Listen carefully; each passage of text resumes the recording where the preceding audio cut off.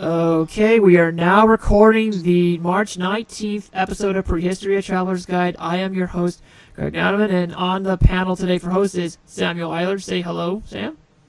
Hello. Nice to see you again. And joining us once again is the editor of Prehistoric Times Magazine, Sir Mike Fredericks. Say hello to... What's up? Yeah, Mike. And today we are doing a Paleoartist double feature. It's been over a year since we last had a Paleoartist on board. That was Christopher Shernka, which I did by myself. And we're having artists with quite a diverse skill set. From the University of Chicago, we're bringing on lab manager and paleosculptor Tyler Keeler. Say hello to our audience, Tyler. Hello, everybody. Hi, guys. And from Philadelphia, Pennsylvania, we are bringing you the webmaster prehistoric beast of the week, Christopher DiPiazza. Want to say a little special howdy from Philly? Yeah. Originally from Jersey. That's where mostly I'm from. But yes, I've been living in Philly the last year and a half, 2 years. So, okay, I'll just start off with how did you gentlemen get started on your respective careers, as it were, be it in sculpting, lab management, and in your case, zoology, paleoartistry, and being a science teacher. Tyler, you go first. Okay, thanks. Well, probably like most people you talk to, I didn't really know that this was even a possibility. I loved dinosaurs since I was a little kid, and for fun and in my free time, I try to make little paper mache and clay models. And living in Chicago, loved going to the Field Museum and seeing the dinosaurs and the Charles Knight murals there. And so that was kind of always in my background. And I developed some skills pursuing movie special effects. I wanted to do special effects makeup, so I learned a lot about molding and casting and sculpture. And when I was in my college years, I had a taste of that industry and I didn't quite care for it, and I kind of rediscovered my love of dinosaurs at that point, and just for fun picked up a copy of Prehistoric Times magazine that caught my eye in a magazine rack at Tower Records in Chicago with Donna Braganit's Utah Raptor foot claw on the front cover. It was a really interesting thing. I was taking a sculpture class at the time, a ceramics class, and I sculpted a ceramic kiln-fired foot based on Donna's painting of that raptor foot. And seeing what other people were doing in the magazine, I thought, I want to try doing dinosaur models more detailed now that I know what I'm doing a little bit more.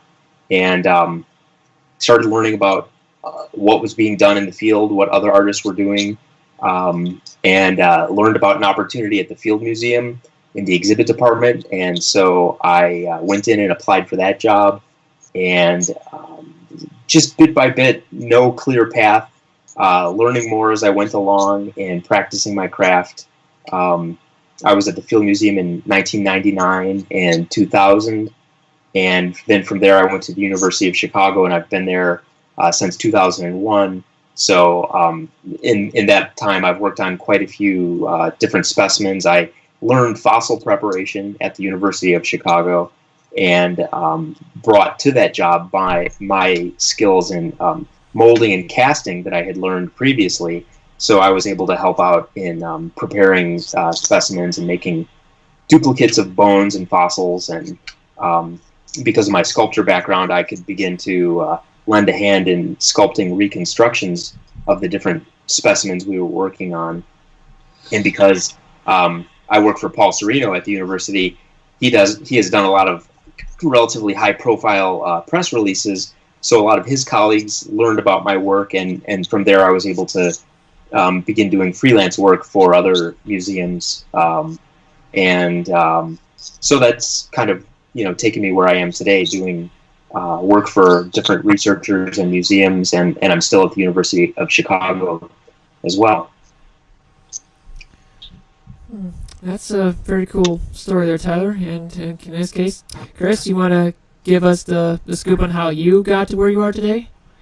Yeah. It's kind of similar in ways, I guess, to a lot of people just obsessed with dinosaurs. When I was a little tiny kid, I drew pictures of them all the time. I made them like Tyler. I made them out of clay all the time. But I had a penchant for living animals as well. dinosaurs are always my favorite. Like, if you ask me what my favorite animal was, I'd tell you Triceratops. And people are like, that doesn't count. I was like, yes, it does. It's extinct, but it still counts. So, yeah, it just kind of never left me. And I was very fortunate in that I kind of got a foot in the door, at least in zoology, at a very young age. I got my first job as a zookeeper when I was 13 years old, which is not really common. It was a private zoo. So it was like my friends were all like, working at like the supermarket or whatnot, doing their high school jobs. And I was working, with like sloths and armadillos and alligators and stuff. So from a very young age, I was like, had a lot of exposure to those animals. And at the same time, I was taking art lessons at this institute near my house called the Ridgewood Institute in New Jersey. And I had a really, really good watercolor art teacher. And I stuck with him, like, basically from when I was 11 through high school. And even when I went to college, whenever I came back home, I would go there. So I had this art thing going and then the animal thing going. And I was obsessed with dinosaurs at the same time. So I just kind of meshed all three of them together. So I would reconstruct paintings of dinosaurs using the art skills that I was getting and drawing from the real animals that I would use as references, which is kind of an edge I think that put me in front of people that were my age at the time. And I went to college. I went to Rutgers University in New Brunswick, New Jersey. I got a degree in animal science. I tailored that, focusing on like exotics, like reptiles. I worked in the lab with eastern fence lizards, amongst some other things when I was there. And when I graduated, I went right back to working at a zoo. And then for a time, I was working at two zoos at the same time. So I was working at an AZA-accredited zoo and the same private zoo that I'd been with since I was 13 years old. And I got involved in paleontology the most, I guess, through, it's not in existence anymore, but that website, Jersey Boys Hunt Dinosaurs, I was part of that. And then that went under eventually, but I kept going, and I made Beast of the Week, which is what I was able to salvage from that. But through that, I did some field work in New Mexico with the Mesa Lands Dinosaur Museum. Those people over there are awesome. And then I moved to Hoboken for my now wife, because she's a veterinarian. So wherever her job took her, I would just go with her. And I decided being a zookeeper isn't really that reliable, unfortunately, especially if I want to start supporting myself. I don't know if you guys know, zookeepers don't make that much money. I was making like minimum wage with like a college degree as like a grown adult. So I got my teaching certification and became a science teacher, and which was pretty good because as a zookeeper, I was like doing their educational programs a lot anyway. So it was kind of an easy transition. So I moved to Hoboken, which is very close to New York City, so I was a teacher there, and then I would volunteer at the American Museum of Natural History. And then we moved again to Philadelphia recently, and now I'm teaching here, and I'm volunteering at the Academy of Natural Science. And my Paleoart is mostly freelance, so paleontologists will occasionally contact me and say, hey, we want to use this for our book, or can you do this for me? I work a lot with Nathan Van Branken. I don't know if you know him. He does a lot of, he's most known for working with mosasaurs and ichthyosaurs. And he also worked on Dakota Raptor. He was one of the co-authors for Dakota Raptor. So usually when he has a new project, I'm the artist that he uses. But I do a couple other projects there. Oh, that's a very cool story. The name Van Rankin, I'm familiar with that guy and his work in the marine reptiles and so forth. And for this next half, I think I'll let Mike Fredericks get started with some of his questions for both you guys. Eeny, meeny, miny, mo.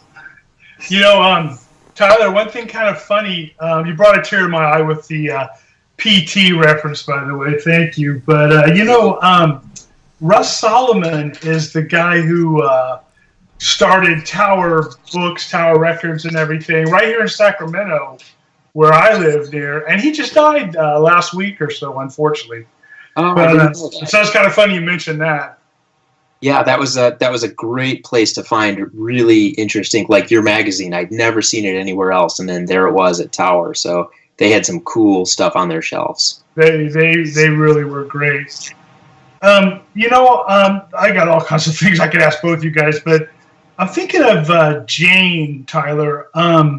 When you did that, created that casting of that skeleton, that was like some of the most amount of paleontologists around you as any project, wasn't it? And how much do they argue? How much do they let you do? How much do they change what you've done? And what kind of a mess was that, or was it not that bad? And you tell everybody what Jane is, because not everyone knows. Sure. Yeah, Jane is a juvenile T-Rex that was found by the Burpee Museum in Rockford, Illinois. It's a real great little museum. They had been going out and on their own expeditions and came upon this really great specimen, a juvenile T-Rex, a good amount of the skeleton and a good amount of the skull as well. And they knew they had something really great, so they knew they were going to build an exhibit around it. And so they needed to build the mount, they wanted a restored skull. So they, at the Burpee Museum, molded and cast the existing bones of the skull that they had after they prepared them, got all the rock and matrix off.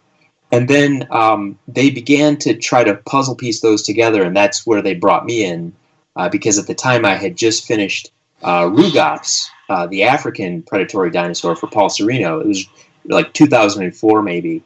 And so they'd seen that and thought maybe I could help them out with Jane. So I got the casts, and a lot of it was kind of sculpting a mirror image of if they had a section of the left half of the skull, I could just try to mirror image sculpt the right half of the skull, left for right mirroring, which you could do today digitally and with 3D printing, as Thomas Carr recently did. If you follow his postings, he recently did that with Jane's skull, where he took scans of the skull and then mirrored the parts that were missing to do his own reconstruction of the skull. But back when I was doing it for the Burpee Museum, that was the idea of making a display cast out of it.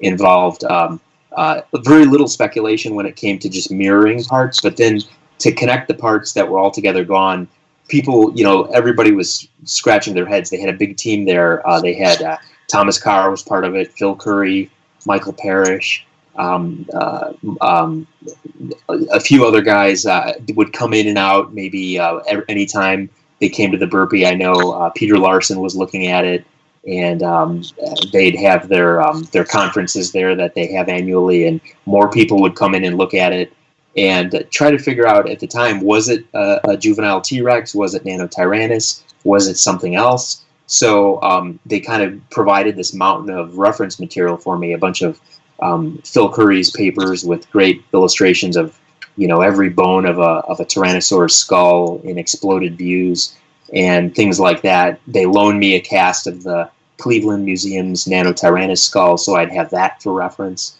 And so I did my best to rebuild that skull and sculpt the missing pieces, and then I returned it to them. And then all those minds got together and they poured over it, and they had a few changes and suggestions that they'd like to see done. So then I got the skull back one more time, and I made those adjustments to it, and then that was then sent to Canada to a company called Research Casting International, where they molded and cast that skull model to make the cast that you see on the mount today at the Burpee. So it was a long process, and it definitely had a lot of feedback from those guys. And it was pretty neat when it's done, when you see it. It's a really weird-looking skull, very long, slender snout with a wide back end. It's a really cool animal. It's a beautiful mount, yeah. Yeah, thanks. I know they're really proud of it, and I was really happy to contribute the skull. And the mount looks really nice. It's got surrogate parts from other tyrannosaurs to fill in some of the blanks that they had in their skeleton. But I think it's really, really nice, very accurate, and it's a cool pose. Yeah, Thomas Carr just told us that there's no such thing as a Nanotyrannus, right? Yeah, I think that's there's maybe still some debate about that, depending who you're talking to. Exactly. And he's firmly in the camp that it is definitely a juvenile T-Rex, and it very well could be, but there might be other people that would say otherwise. So I don't really have a strong preference one way or another, so I'll just leave that to those guys. Right. I know Sam wants to ask you questions. Sam, can I ask Chris one just in all fairness, and then it'll be you? Yes, go ahead. That's fine. Chris, the other two interviewers are going to want to have a lot of scientific questions. I want to ask you guys that too, and that interests me just as much, but I love the art aspect too. And with you, why watercolors? When I was in school, I took a watercolor class and couldn't quite cut it. But he used to make us tape the paper down to the board and wet it. And yeah, the last thing I'm going to say is that the watercolors seem so unforgiving. It's exactly. Paint over, you know. That's the best. That's the perfect word to describe it. It's the most. It is probably the most unforgiving medium. My art teacher says it's unforgiving. Everyone I've spoken to says, "Oh, watercolor is unforgiving," and it is. I actually don't tape the things down. I'm actually very crude in the way I do it. Like a lot. I wouldn't either. Like a lot of people think like, oh, it makes you have like really high quality. Like, no, I don't. I don't tape it down. I actually just let the thing curl up and I just stick it on the side and let it dry. But anyway, why watercolors? Yeah. So luckily I'm very fortunate. I had a family that was very supportive of my odd, passions. So art was one of them. And my mother is also an artist. My grandmothers on both sides of my family are artists, and my great uncles also artists. I don't know if it's genetic or if it's just a coincidence. I don't really know. But so she started sending me to art schools, like art lessons, when I was like a little kid. When I was like starting them, when I was like first grade, I'd say. And I did a bunch of different art schools. I started off working just like doing pencil sketching, stuff like that, just drawing classes. I did oil paints for a while, so I actually am versed and capable of using a lot of different mediums. I've actually done, a few projects. I actually have a small mural on display in the Rutgers Geology Museum in New Brunswick. That's done in acrylics. It's actually not done in watercolors. But the reason why watercolors is my watercolor teacher was so good. His name is Joel Papadix. He's fantastic. And because he was such a great teacher, and because I liked him so much, when I started working with him when I was like 11, I just liked his class so much, I just stuck with it, and I didn't do anything else, like lesson-wise, ever again. So I'm capable of using a number of different mediums, but watercolor is what I have just an overwhelming amount of experience in this. And it is very difficult to work with, and even now, like I've been working with it for, over, what is it? I'm 29 now. I started when I was 11, so however long that is math. And even now, I'll tell you, it's really unforgiving. If you make a mistake in watercolor, figure out a way to work it into your painting, because you can't edit that. You either or start over again. Like when I did oils, oils are so thick you could just paint over the whole thing and do it over. Acrylic's kind of the same deal. And then now a lot of artists work digitally, so that's wonderful. Like if you make a mistake, you can just go back and edit. I see a lot of Paleoartists that they have a painting that they do digitally. It's outdated because they found a new discovery, and then they just go back to the original work and just change it and make it perfect. You can't do that with watercolors. I've redone several of my paintings. There's like at least 2 or 3 versions of a couple dinosaurs that I've done just because I'm just not happy with them and I can't edit them. So I guess my answer to you is, because I have a lot of experience. It's just the way it's my teacher. If he had been an oils teacher or an acrylics teacher, I might be doing that now. The other reason why is watercolors, I think, more than any other medium, and maybe Tyler or another artist, I would welcome if you have an alternate view.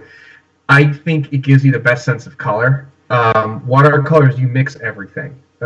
Everything you mix. You don't use straight colors ever. So because of that, I really like the idea that I can look at things and say, oh, if I could make that color with blue, gray, red, and I can add a little of this. Doing watercolor, getting trained in watercolor, gives me the ability to do that. And I just kind of like the look. It's not many Paleoartists use watercolor. A few of them do. I can name 3 off the top of my head, maybe 2, who use it really, really well, better than I do. But it's not very common, and I think that's also Yeah, when you first just started sending your art to the magazine, I just loved it, because you don't see that very often. Yeah, I'm not like the best, compared to a lot of the other paleo artists that I see. You're pretty good. Like, yeah, but I'm not as good as a lot of them. But the fact that my medium is so unique, that's I think a big reason why if my stuff does stand out, that's probably part of the reason why it does. Yeah, so, Chris, I like your stuff a lot, Chris. What does your family, all your artist family, think about that you using your artistry for dinosaurs? Do they? They're relieved. Wasted your life, son. I think they're relieved that I didn't go to college for that. But no, like obviously my mother's and both my parents, I shouldn't say that. Both my whole family's very supportive of it. Everyone, I've never met anyone in my family who like wasn't supportive of it. Occasionally people are like when I tell them like, oh, I paint pictures of dinosaurs. They're like, oh, that's kind of juvenile. Why don't you do people? I was like, well, it's working, and we already know what people look like. So and there's plenty of artists that do that, and that's really good. So I like dinosaurs are fun, and I found a niche for it, and it's working. And then I think when you explain that little bit, people, that's really cool. Now I'm kind of jealous of you. So. Yeah, I mean they're all very, very supportive of it. And how about yours, Tyler? When you were young and you were doing the sculptures and all that stuff, how did they react to that? I think similar. My mom is a really great artist, and my dad had artistic inclinations, and the two of them were always very supportive, helped me with art supplies and anything I needed as a kid. My dad early on started buying liquid latex and plaster for me when he saw my interest in movie special effects when I was in junior high school, and so I could begin turning their basement into my mad doctor's laboratory. So. I know exactly what you're talking about.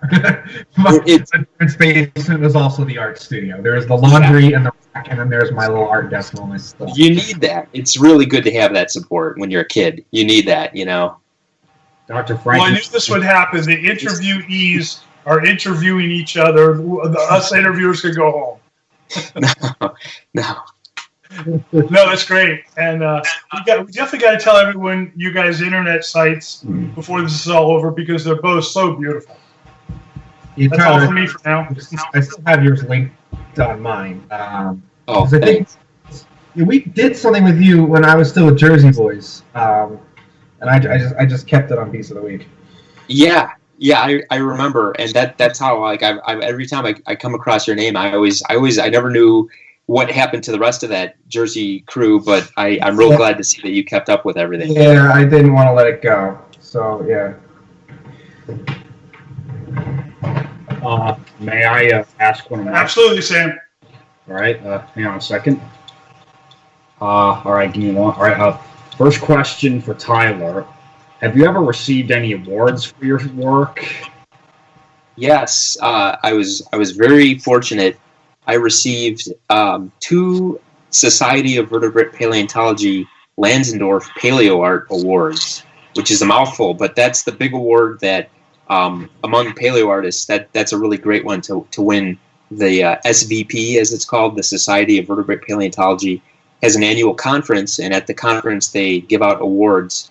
And ever since I became aware of the society, it was because I knew of this award. Because living in Chicago, I knew of John Lansendorf, the guy who created the awards, the famous dinosaur art collector. And actually, I just chatted with him this afternoon on the telephone. We're still friends. He had his a portion of his artwork that he had collected on display at the Field Museum when I worked there, in conjunction with Sue's unveiling. It was all of his Tyrannosaurus artwork that he had collected. So, and that was right when they were launching this award. And I always thought, wow, someday I wonder if I'll ever be able to win that award. But but it took me many years to develop, my skills and my understanding of paleontology to begin submitting for this award. And in I think 2008, I won the award for my sculpture of Tiktaalik, the prehistoric fish.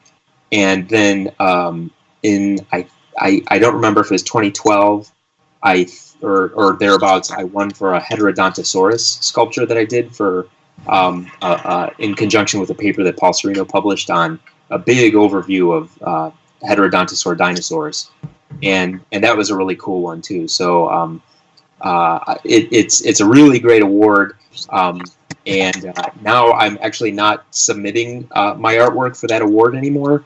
I'm actually on the committee for the Society of Vertebrate Paleontology, so I'm actually encouraging other artists to contribute for consideration for that award, because it's a great way for scientists to get to know artists and to help the public understand paleontology.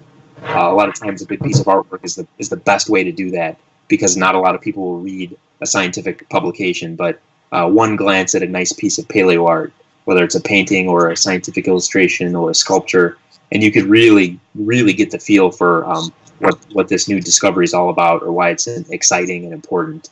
So, but yeah, I was very, very honored to win those 2 awards in the last few years. Tyler, before you came on, we were saying that your Hypsilophodon has got to be the ugliest dinosaur ever. Nothing against you. Yeah. And you know what's funny? When I was tasked to make that model, I thought, this is going to be just about the most boring little model I'm ever going to make. And I went in with no artistic, no design decision that I'm going to make this thing look like a little monster. I was really just following the bony structures and looking at modern comparative anatomical references, things like vultures that have an almost identical palpebral, the bone over the eye, and just any little detail I could find to help inform that sculpture. And it ended up looking like my wife calls it an orc, like from Lord of the Rings. Look at it orc. It's a Hypsilophodon? It's the Heterodontosaurus. Right, yeah, the Pygomestax. Oh, I'm sorry. I said the wrong dinosaur. Yeah. I was going to say, I don't think I've never seen, I just Googled, Tyler created Hypsilophodon? I know he did the Pygomestax. I think I knew what you were saying. My bad. They both start with H. Sorry. Yeah, it was the hetero, and it was the photo came out in conjunction with the naming of that new Heterodontosaur, but it was really a bust of Heterodontosaurus, which it was in support of that bigger publication, a review of the entire family. So there was a lot of confusion that it wasn't. Todd Marshall did an illustration of Pygomastix, but my sculpture was Heterodontosaurus. Right. Go ahead, Sam. I'm sorry. Yeah. So thank you for answering that. Sure. My second question here for you was, how many museum exhibits feature your work? That's an interesting question. I started trying to keep track of that for a resume, and I began listing, and I've got a number in Europe and Asia, and a few in Australia and Africa, and more in the United States and Canada.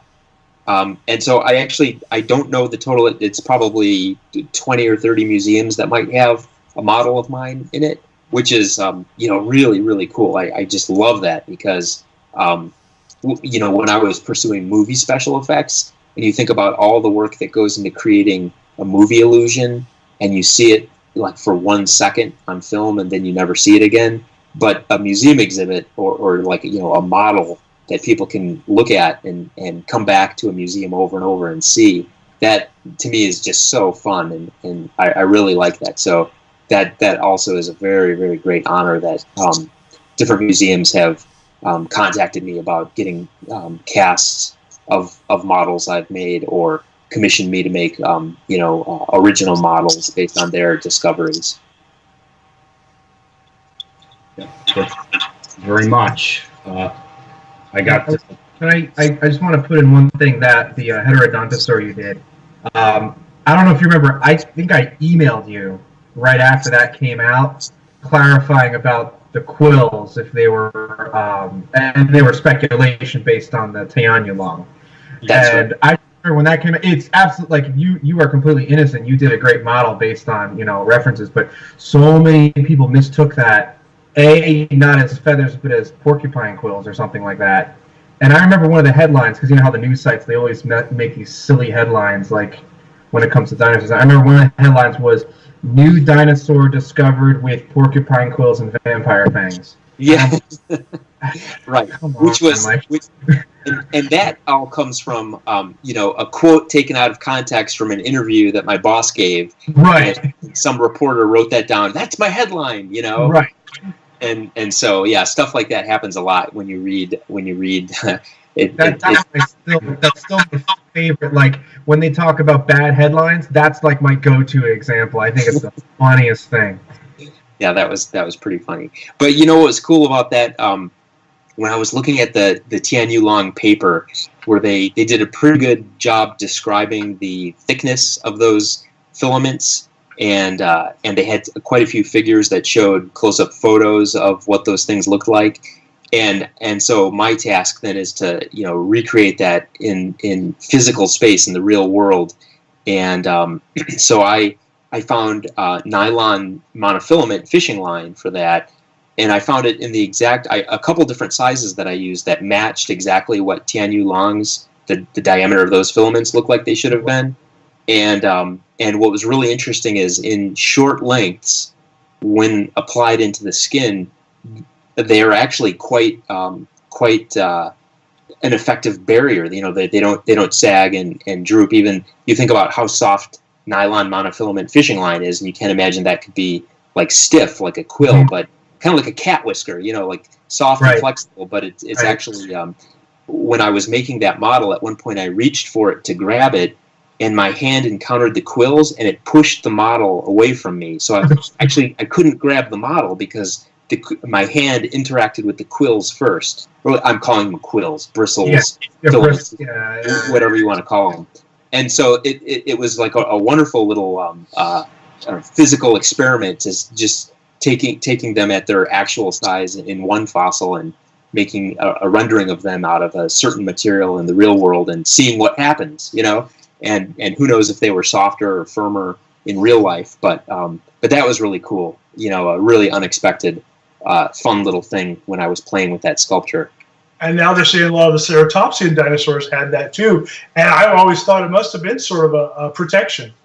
I think Psittacosaurus is the only one.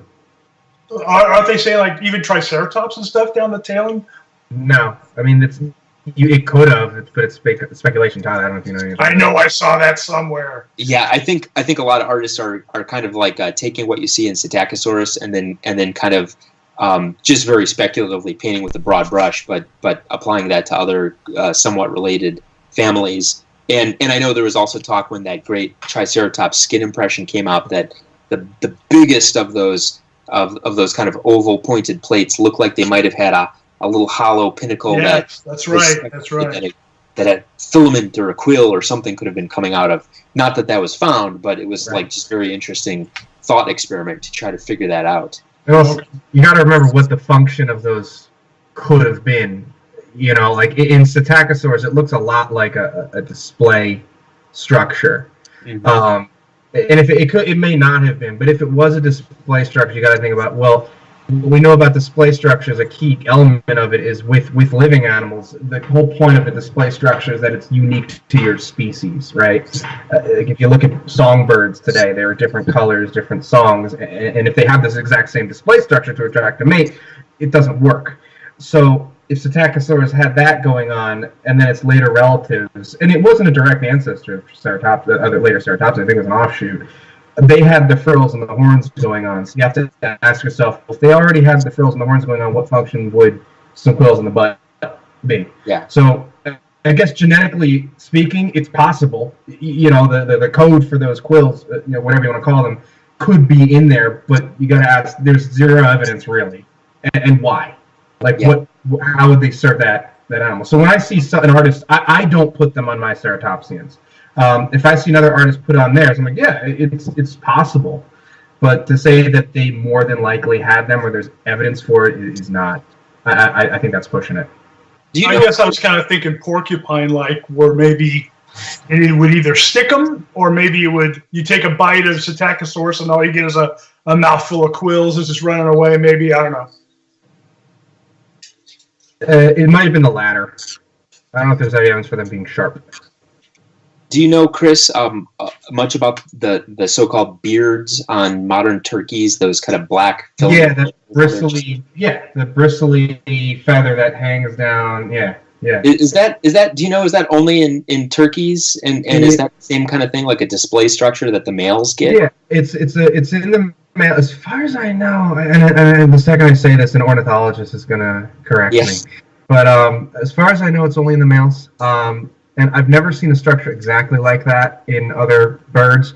But if you look at the feathers of some ratites and stuff like that, a lot of their feathers are actually very hair-like and bristly. At the zoo, we had the zoo that I worked at, and what's cool about AZA zoos is they're all like networked together. Association of Zoos and Aquariums.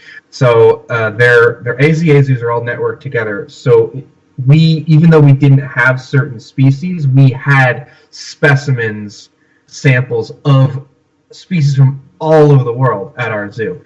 And one of those specimens was cassowary feathers. And cassowary feathers are like hair. Some of them, at least. I remember we had they were in a little envelope, in the back room of all our specimens.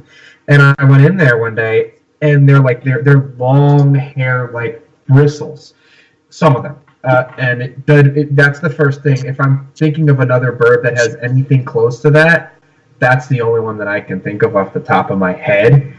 Again, an ornithologist might jump in and comment on this when it goes up on YouTube and say I'm an idiot and that there's other ones, and that would be cool. I would learn something new there. But as far as I know, the beard that the turkeys have is pretty unique to them. There might be other Galliformes that have it, but that's the only one that I know of. Mm-hmm. I got two more questions for Tyler. Yeah, this is so sorry. I keep trying to ask them, but somebody keeps cutting me off every time I try to.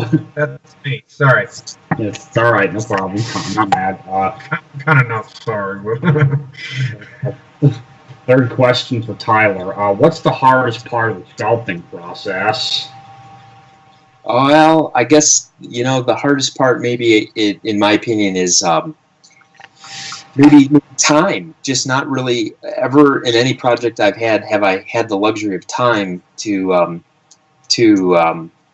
be able to take any given sculpture to the point where I was 100% happy with it, because inevitably it's got a destiny. It's got to go into a museum, or it's got to be available for a press release or a photograph, or you just got to finish. You can't fiddle around with it forever. So I think to my benefit, I'm using understructures that are often casts of skulls. So that really lays a great groundwork for a sculpture when you're sculpting over a good anatomical understructure, and then because I'm trying to make something as realistic or accurate as I can, I'm not making a fantasy character, so I'm not doing a lot of kind of artistic, subjective touches. So I'm kind of in a way very conservative in my sculptures, I feel, and so they don't have a lot of wild flourishes. You know what I mean? So I guess getting them to kind of look real and also look interesting before I run out of time, that's probably the biggest challenge. All right, very much. The fourth question I have for you, so sorry, I'm just trying to make sure I got all my questions together here. Okay. Do you ever have moments where you have to do the whole thing over again? I've never gone so far in a project that I've had to start over completely. Typically, because I am working with paleontologists, there's a lot of opportunity for feedback and review, and I've never just kind of turned loose from the get-go. So there's a lot of chances to collaborate and get things laid out. At a certain point, then it's me kind of turned loose with the sculpture, but I can't say that I've ever had to really scrap something I've worked on and start over. I've had if I have the luxury of time, I'll spend a lot of time at the beginning trying to figure things out before I actually start.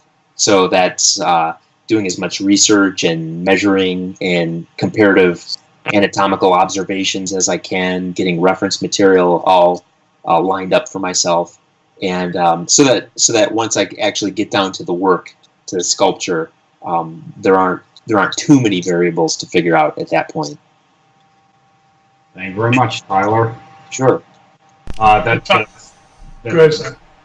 That finishes up my questions for Tyler. Now I'm going to let somebody else take over the reins before I do my Well, question. I know Tyler has to get going, so I was just asking. But Tyler, haven't you had a model from hell? I mean, well, hasn't there been one that things just did not go well? Famously, Mike Tursick was the sculptor of the T-Rex from Jurassic Park, the first movie, and he came into work one morning and the whole clay belly of the T-Rex had fallen off onto the floor. He's told me the story. So, and I worked in model shops myself, engineering and architectural, and I remember some jobs that just, but nothing like that, huh? Well, I guess maybe in that sense, I've been lucky. I haven't had many of those types of disasters. Like maybe once when I was doing special effects, I had been sculpting a skinned human cadaver, sculpted over a life cast of an actor, and it was heavy. And I was pressing the clay on this thing, and it tipped over and it shattered, and the head fell off, and that was probably on par with that type of disaster. But I'll chalk that up to being in my 20s at that time and not planning ahead for reinforcing the armature. But I think since I've been doing dinosaur work, I haven't had anything disastrous happen. Maybe this last project I've just finished working on. It's my biggest I've done so far. It's a full body Dryptosaurus sculpture, and while I was working on that, largely by myself, at a couple points in my garage, it did actually kind of in slow motion tip over backwards and kind of landed on its tail. It kind of fell backwards, and it was horrific. Nothing broke, but it was like one of those moments where I'm just thinking, oh gosh, start over, but nothing broke, and I was able to heave the thing back up on its feet. Luckily, it's fairly lightweight. I had done a digital sculpture and had a company a CNC machine out the understructure. So I had kind of like a taxidermy mannequin to sculpt over, made out of styrofoam with a welded metal armature inside of it. And so it's relatively lightweight. It's not like that big, heavy, solid clay T-Rex, but it's much lighter. So I was able to pick the thing up by myself when it had fallen over. And so that was maybe a potential disaster recently.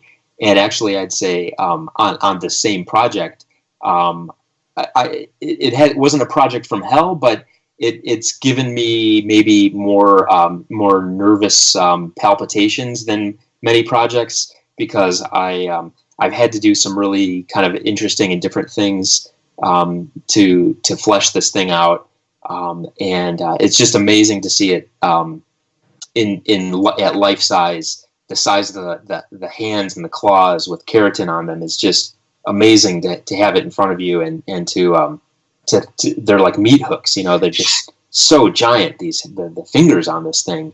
And then I was working with a paleontologist as a consultant on this, and we were going back and forth about, this was last summer, right when Thomas Carr's paper came out, and those other papers came out about the survey of Tyrannosaurus skin impressions from various members of the family, little patches here and there that showed fine pebbly skin, and Thomas Carr coming out, saying absolutely there was no feathers anywhere on these things, but as we're probably all very familiar, there's so many other members of the theropod family, particularly from Asia, that were found with feathery filaments, even larger animals, not just the little ones. And so we were on this project trying to kind of find a middle ground that didn't contradict any line of evidence, and allowed for some feathery regions and some scaly regions. And so in the end, it actually looks kind of really different than I've seen lots of other dinosaur reconstructions. And I was following, as I said, where are the patches of skin known from? Where are feathery impressions known from in other dinosaurs? And then looking at birds and where are there naked patches, the apteria, where there aren't feathers, and where are the feathered tracts, where feathers do grow in kind of a pattern that you see in bird after bird after bird.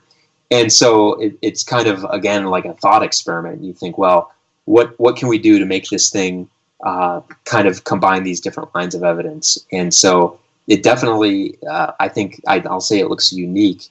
And I've told the museum that as soon as any more information comes to light, like a mummified Dryptosaurus or something like that, we will, I'll be the first one back in there to make any adjustments, either, take off all the feathers or make the whole thing feathered.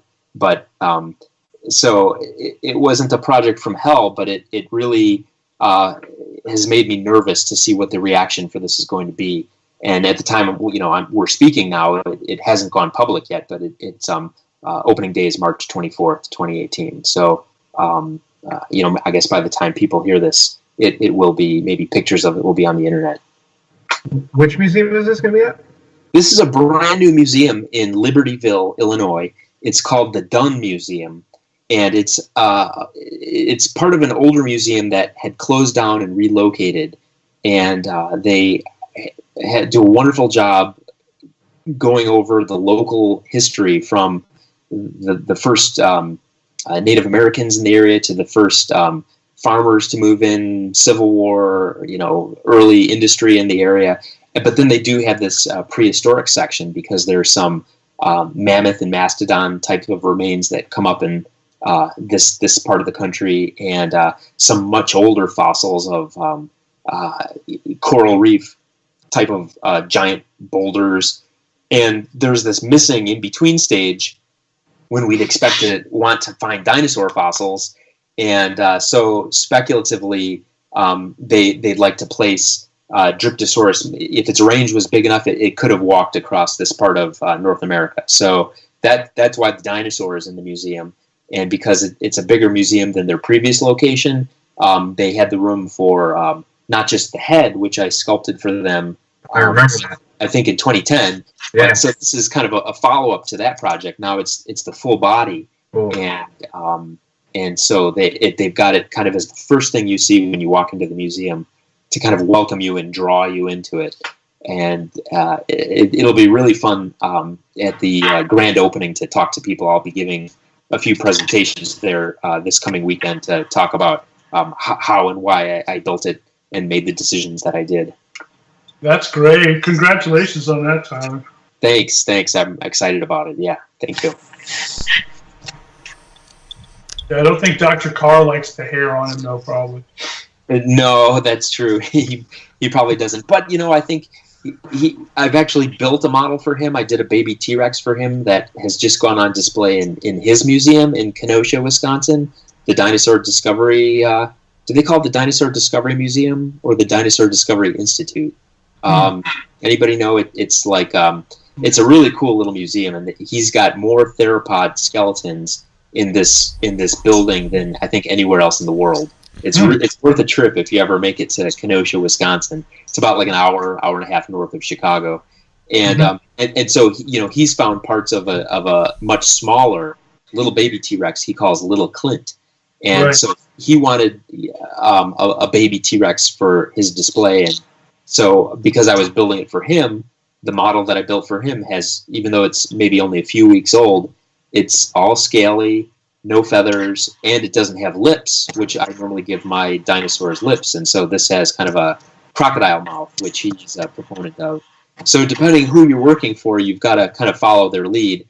But it was nice that he thought enough of me to want to work with me, even though on other models I've given my dinosaurs lips and proto feathers. But so that was really great. And I recently mentioned it to him that I kind of apologized and said, well, sorry, but for this Dryptosaurus, I did give it lips and some proto feathers. So sorry about that. He's got a good sense of humor, so that's all fine. Isn't Dryptosaurus considered it's not a tyrannosaurid, isn't it a tyrannosauroid? Depending on who you ask. So in some ways, it is very close to Eutyrannus.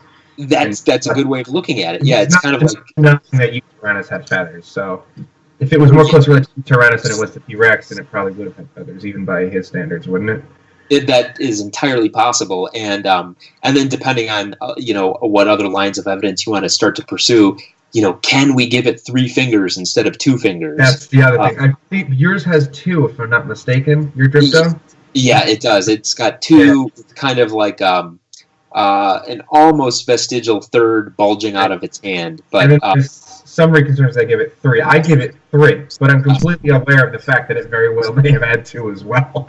And you know what was fascinating? You've probably read this too, and in recent years it's become more available. But you can find some of Cope's original descriptions of that fossil, which are wonderful to read because you think, okay, what's my source? I'm going to read Steve Bersati's Dryptosaurus paper. That's the most recent. That is the one. Well, how about Ken Carpenter's from the 90s? That's worth looking at too. Well, how about Cope's from the 1890s? Or whenever it was or maybe it was the 1860s. It's old. It's a cool old. He wrote a couple descriptions of Dryptosaurus, and if you read that, it's very poetic.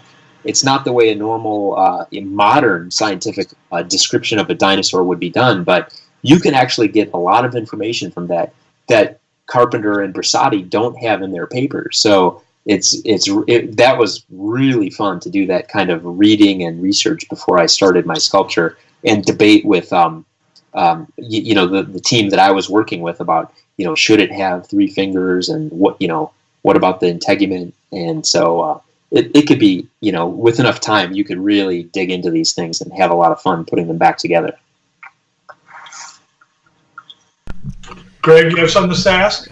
Yeah, I've been just waiting for an opportunity here because I think some of my questions have been partially answered to varying degrees, but I can always have a more defined answers depending on the questions I'm going to ask here. Okay, here. I'm going to start with my second question here, and then go another order. This is for Tyler. How does your work as a lab preparator help in your reconstructions of prehistoric fauna?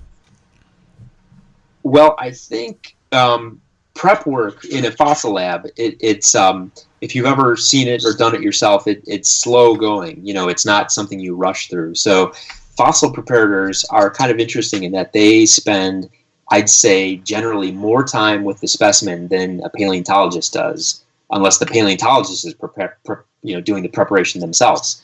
Because in the hundreds and hundreds of hours you might spend cleaning a fossil, you are kind of absorbing it and understanding it and memorizing the ups and the downs and the nooks and the crannies and every little part of it.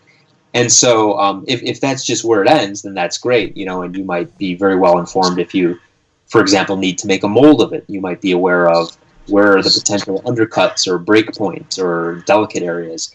But then if you're going to take that a step further and use that as the basis for some artwork, you'll have had this wonderful opportunity to know every little foramina or every little rugosity or any little detail that, we artists, we have to, know these little details because those are our clues for what to put on the outside.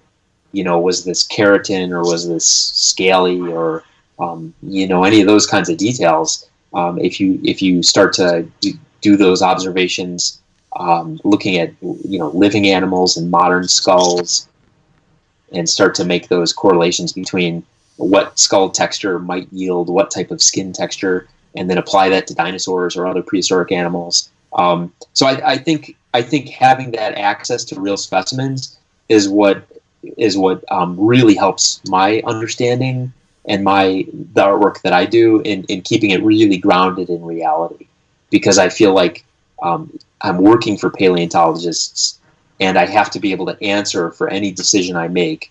And because it's a sculpture, if they want to, they can go over every millimeter of it and quibble with it. Well, why'd you do this? Well, what's this for? Or what is this supposed to be? So I try to eliminate all those questions by having a reason that it makes sense and it's based on some underlying structure. And and then when the questions come, I'll have an answer. And that's happened a few times, and that's it's a good feeling to know the fossil material well enough to be able to reference back to it when defending a sculptural decision. That's a very interesting way of looking at things. I mean, I personally haven't seen lab work at some of the museums I visited. It seems like a very taxing affair. This leads into question number 11, so I'm jumping ahead here. It's related to the question I just asked here. For lab work, what would you say is the most fulfilling aspect of it versus the least fulfilling aspect of it? And what has been the most difficult specimen you ever had to work on in the lab? I think a fulfilling thing for me is anytime I've made a cast of a fossil, and the first step that's fulfilling is when I remove the rubber mold and the fossil has not broken. That's very fulfilling. And then when I pour the resin in and I make the cast into that rubber mold, the next day when I come in and open it, that's like Christmas. Like it's like unwrapping a present to see a cast, like a perfect replica of a fossil. Like for me, it never gets old. It's always a lot of fun to pull a cast out of a mold, and so that's a real fulfilling part of it. And I don't know. I've worked on some challenging specimens. I think one that was really tricky. It's kind of obscure. It's a dinosaur from Africa called Spinostropheus, and it's known. The part that I worked on was an articulated vertebral column, kind of from the sacral vertebra, where the pelvis would be, all the way up to just about the very front of the neck. And it's curled up in a very severe kind of death curve where it's twisted back on itself. And there's a number of those very thin neck ribs, cervical ribs, intertwined with it, and a few broken dorsal ribs. And the entire specimen is about the size, I'd say, of I don't know, like a deer maybe. It's not a huge dinosaur. So if you imagine these bones are kind of small and delicate and just so riddled with cracks. And so that was a project I worked on early in my work at the University of Chicago. It was very challenging to prepare it completely and then to make a mold of it and not, shatter it into 1,000 pieces, and then to make a cast of it, and then to make a second cast that I cut apart and straightened the death curve out and put it into a more relaxed neutral pose, which then my boss's scientific illustrator used for the illustration that she created of that specimen. So it was a really interesting multi-step process, and it took a long time. But really, every project has challenging, difficult parts to it. But that one always stood out for me for some reason, is probably especially because I was early in my work there at the lab, so it was particularly challenging. That's pretty cool. Now, I have something I just thought about. What would be your dream specimen to work on in a laboratory? Gosh, I don't know. A dream specimen probably would be like a mummy of the face of any dinosaur, preferably like T-Rex or something. But any dinosaurs that has skin impressions, but the face of it, I'd love to have like a whole mummified head to work on. That would be a dream job. Just because as an artist, it answers all these questions. What did they look like? Mm-hmm. That's the kid in me. I want to know what these things look like. I want to see them. I want to look at them again. So I'll do my best to make them look, like they're still around. But I still want to see them. So give me a mummy and let me look at it. Personally, for me, the specimen, if I worked in a lab, would be an entire mummified Tyrannosaur, because it would answer so many questions that people are still debating of whether or not did Tyrannosaurus Rex have feathers? Did it not have feathers? Did it have feathers at any stage of its life? That's one of the most debated questions I've seen within the paleo art community. And our guest, Dr. Carr, is firmly in the camp that nope, Tyrannosaurus Rex was definitely not feathered. Mm-hmm. Let's be honest. Even if you did entire mummified Tyrannosaurus Rex, there'd still be people arguing anyway. The feathers didn't preserve, or this is evidence that the lips were there. They were just peeled back because that's what happened. And I'm not saying I'm in one camp or the other, but there would still be debate because we found mummies before of dinosaurs and people still debate about it. Yeah, absolutely. That's very true. What we need is a giant drop of amber. That's what we need. Yeah, I'm sure T-Rex. a huge just a T-Rex and a huge, like, 100-foot drop member. That, That's one big drip. yeah. Huge tree. Okay, cool. Here, let me see. Okay, question number 7 here. When you made a sculpture of a dinosaur or other animal, were there times where you tacked on speculative features, or do you try not to stray too far into speculation when making your sculpts and other works of art, Tyler? Well, yeah, I definitely don't try to do speculative in the sense of like a personal artistic, like, oh, I want this thing to have a furrowed brow and look mean and a snarling lip. Like, I would count those as very speculative things. I do. I mean, you know, any artist does put a little bit of speculation into it. For me, you know, a lot of artists or scientists would say that putting lips on the dinosaurs the way I do is too speculative. But you know, I've got a reason for it. I've thought a lot about it. I've you know, spoken about it and tried to, you know, lay out my reasons for doing it that way. And it doesn't mean I'm right, but you know, that's kind of the way I'm doing things and my, you know, train of thought with those things. Yeah, I'll leave it there. And when working on the artwork, have you ever tried to avoid some of the common pitfalls that some past artists have made with work, like, you know, with pronatted hands and shrink wrapping and other things of that sort of nature? Yeah, you know, it's. I think it's a good thing for artists, especially like, you know, beginning artists, to study what other artists have done, contemporary and historically, and see, and then try to figure out, well, why did they think it looked like that at that time? And you could really learn a lot about the history of how science has changed, and that's a very interesting thing. But I know one of the very first models I made, I sculpted a miniature of a sleeping T-Rex, and I had its eyes closed, its mouth closed, and I didn't have any teeth showing because I you know, just didn't occur to me that it should have teeth showing if its mouth was closed. And then I started looking at what other artists were doing, and at the time, not a lot of artists were having lips on their dinosaurs, and so then I went back and I added upper teeth poking out from the upper lip of my sleeping T-Rex. And I always felt like I had kind of betrayed myself there because, you know, I was in a way copying what other artists did. I wasn't believing in my own observations or my own opinion.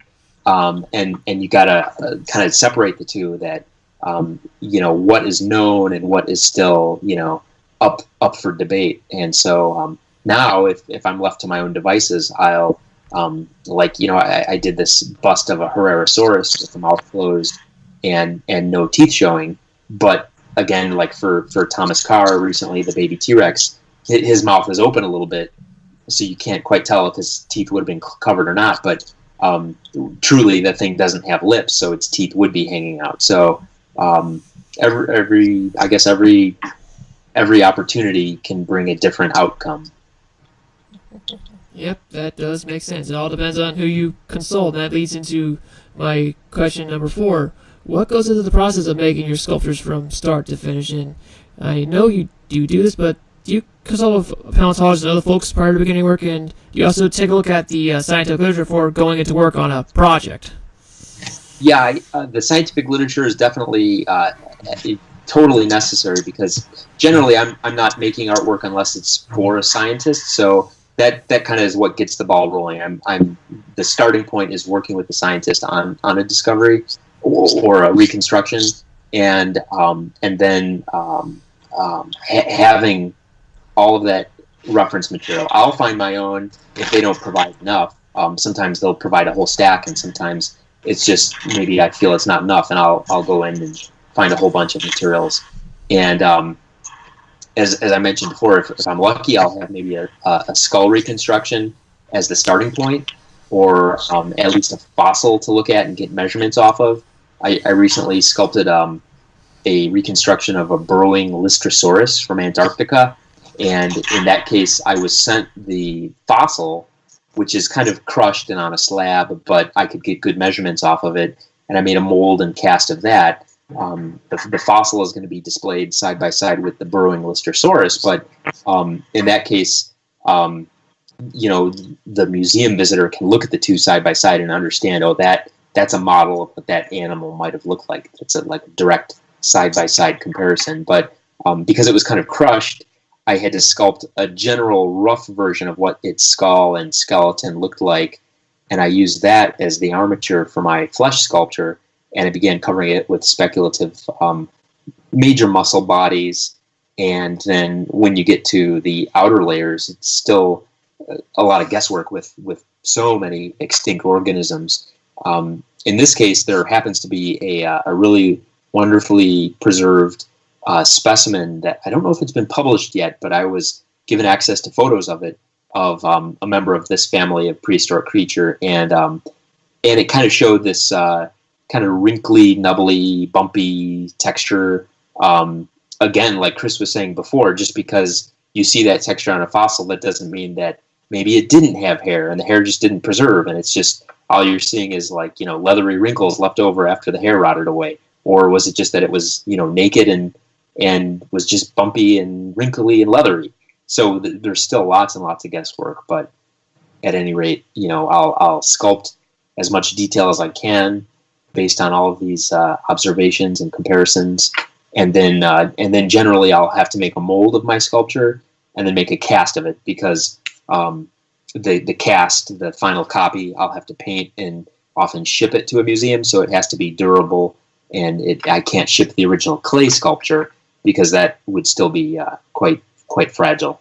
So it's kind of a time-consuming process of research, sculpture, molding, casting, and then the painting and finishing before I ship it off.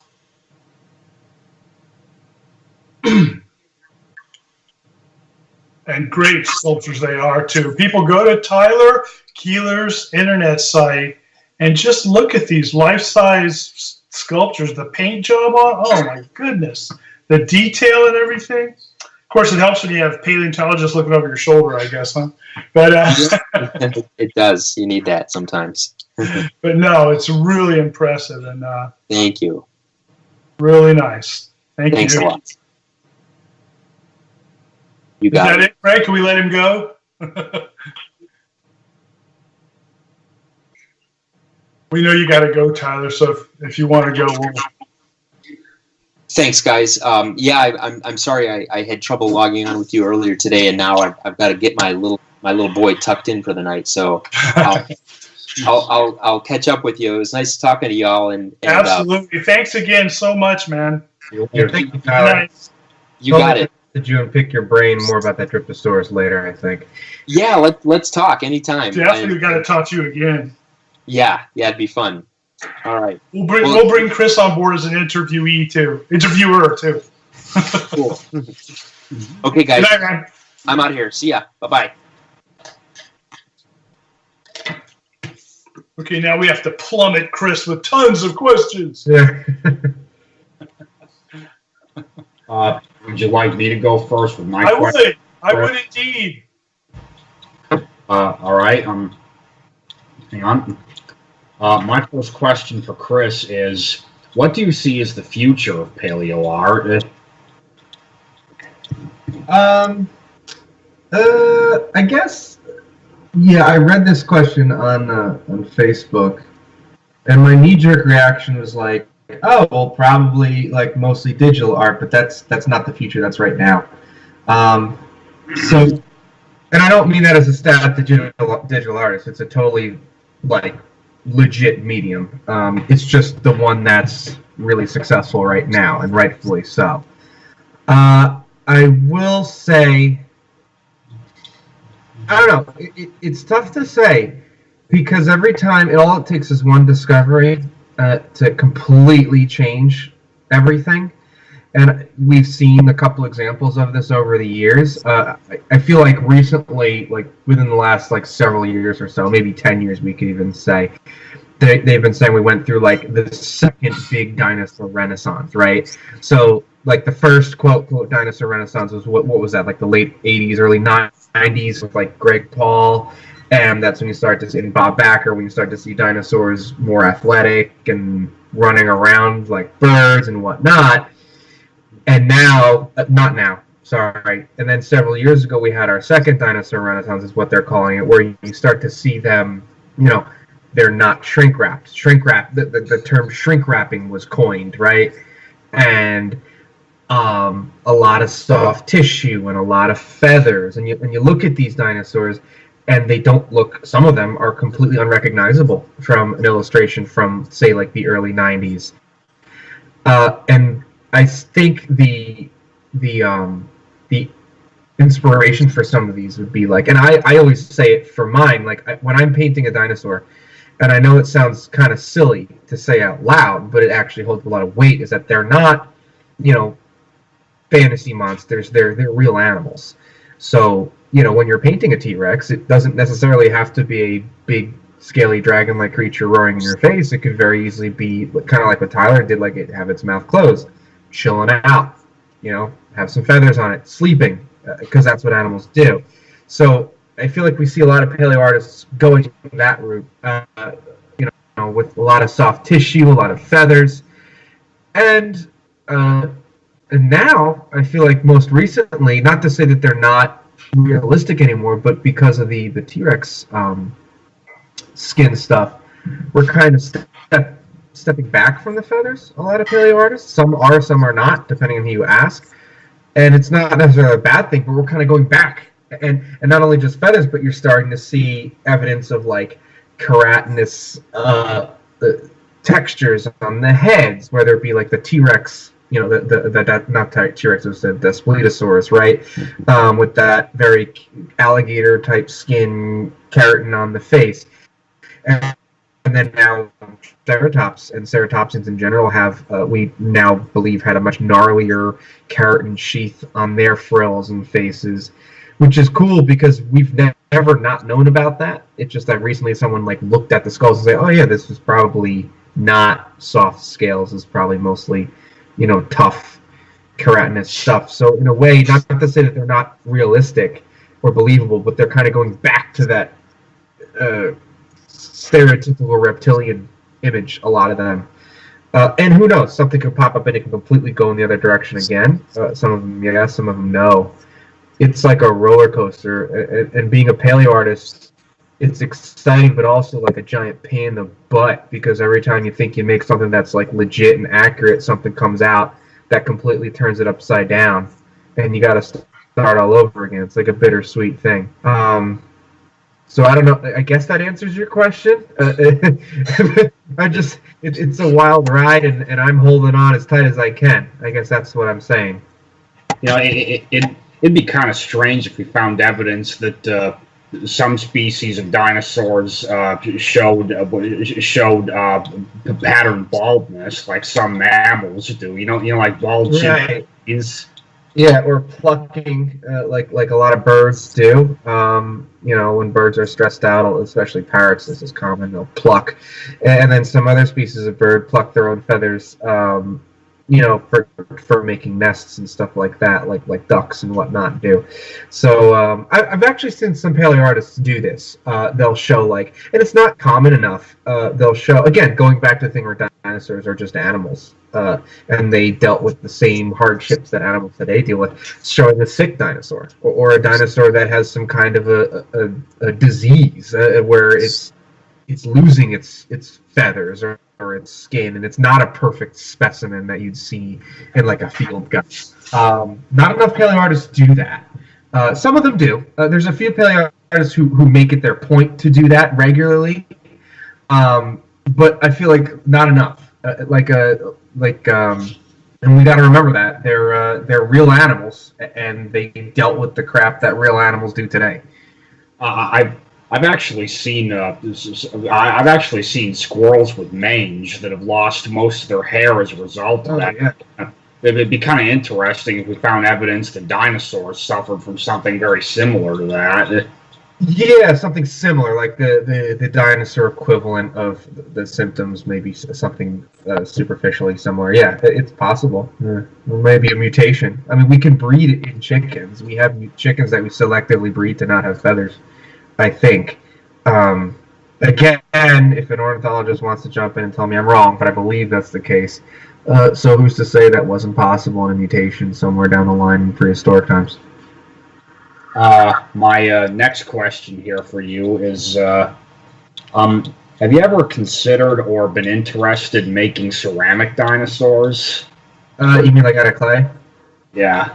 Yeah, I have in the past. Not professionally, but it's actually downstairs. I don't really have I don't think it's worth it to run down and get it. But I actually, when my wife and I, my now wife, when we were in college, I used to make her little figures out of clay and then heat them up and then I'd paint them.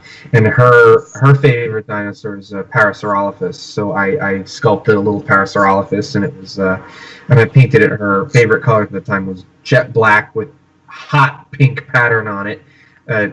My wife is a goth girl, by the way, if you hadn't figured it out by this point.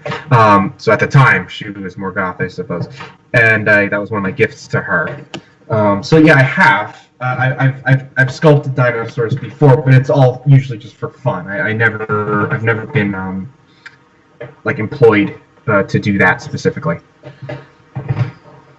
I'm going to ask one more question, and then I'll let Mike or Greg take over for a while before I finish my other questions. This is not meant to be a creationist question, but do you believe, as some people do, that ancient depictions of dragons and other monsters are really just crude and inaccurate attempts made by ancient people to try to depict prehistoric animals after stumbling upon their fossilized remains? Yeah, well, some yes and some no. But absolutely, well, first of all, I'm going to say absolutely, I think that people have been digging up fossils as long as there have been people. And naturally, if you find something that you don't have an explanation for, you come up with an explanation for it. And then that could be in the form of a folk that gains, some momentum and turns into a myth. Or it could be, it could be argued that it's a just very early form of paleoart, if you really want to call it that. Because really that's what they would be doing. They would be reconstructing an animal that's extinct, right? I think it's really cool how, and you've probably all heard it, like there's every culture around the world has a dragon, right? I wouldn't say that. I think it's kind of unfair to say that they're all dragons. Because like the Western, version of a dragon, like from like Norse mythology, is really just a completely different creature than what we call dragons from like Chinese culture, right? We call them both dragons, but the creature that the Chinese have is not the same thing as the thing from Norse mythology or the Welsh. But what they do have in common is, what I will say is, cultures around the world, many of them all have some kind of a large reptilian monster, right? So whether it be a dragon or a sea monster, or like even the Americans and the Aztecs have their, like South American cultures, large reptile monsters. And, one could argue, they could be just based on snakes and alligators and stuff, but like why are they always reptiles, right? Why are they always large reptiles, not large of other kinds of creatures? And I really do think that probably a lot of those cultures were finding dinosaur fossils, and that was their explanation for it. Not all, but a lot of the Chinese dinosaurs, their part of their genus name is Long, and that's Chinese for dragon.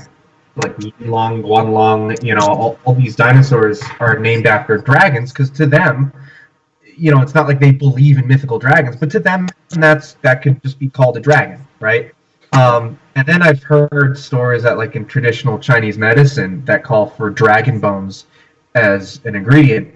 They use dinosaur fossils. I can't confirm that. I've never actually seen that myself, but I've heard that before, which is kind of sad to think about, grinding up a dinosaur fossil to make medicine. But, that's apparently what happens. But then there's some instances where I think it's probably not true, and people are kind of stretching it a little bit. And as much as it kills me to say it, the very famous the griffin as a protoceratops is probably one of those cases. I used to be really into that idea. You guys know what I'm referring to, right? I'm assuming. Yeah. that Yes. griffins Yes. are based on Protoceratops or Ceratopsian fossils. With And wings. I'll be the first to admit that I was so into that idea because I, in addition to being like in science and the science field and paleo, I'm like a huge nerd with like mythology, and griffins are like I'm not lying to you. It's like my number one favorite mythical creature, like of all else. I love griffins so much. Like I play this game, that card game Magic the Gathering. I've been playing since like the late '90s, and I have a griffin. It's just all griffins, and it's good. It's a great griffin deck. It wins. I'm obsessed with griffins as far as mythology goes. I have it on my desk here. I have one of my prized possessions is this little rubber griffin toy. This is from the '90s series Monsters in My Pocket, or whatever. And all these different monsters. I don't know if you guys have ever heard of that, but I have. I love this thing. And I didn't have this ready for you. It's just on my desk all the time. But anyway, so like when I found out, like, oh wow, like my favorite mythical creature is like probably based on like my favorite kind of dinosaur, because ceratopsians are my favorite kinds of dinosaurs. Like I was like, whoa, that's so cool, and I was like so like supporting of that. And then there's always like this little voice in the back of my head that was like, well, Protoceratops isn't really from the areas where griffin myths started, which is like, I guess you could argue like Greece or even Mesopotamia. And then I was like, well, Protoceratops tails don't look anything like lion tails, and like a griffin is a composite animal, right? So it's half lion, half eagle, or half cat, half bird of prey.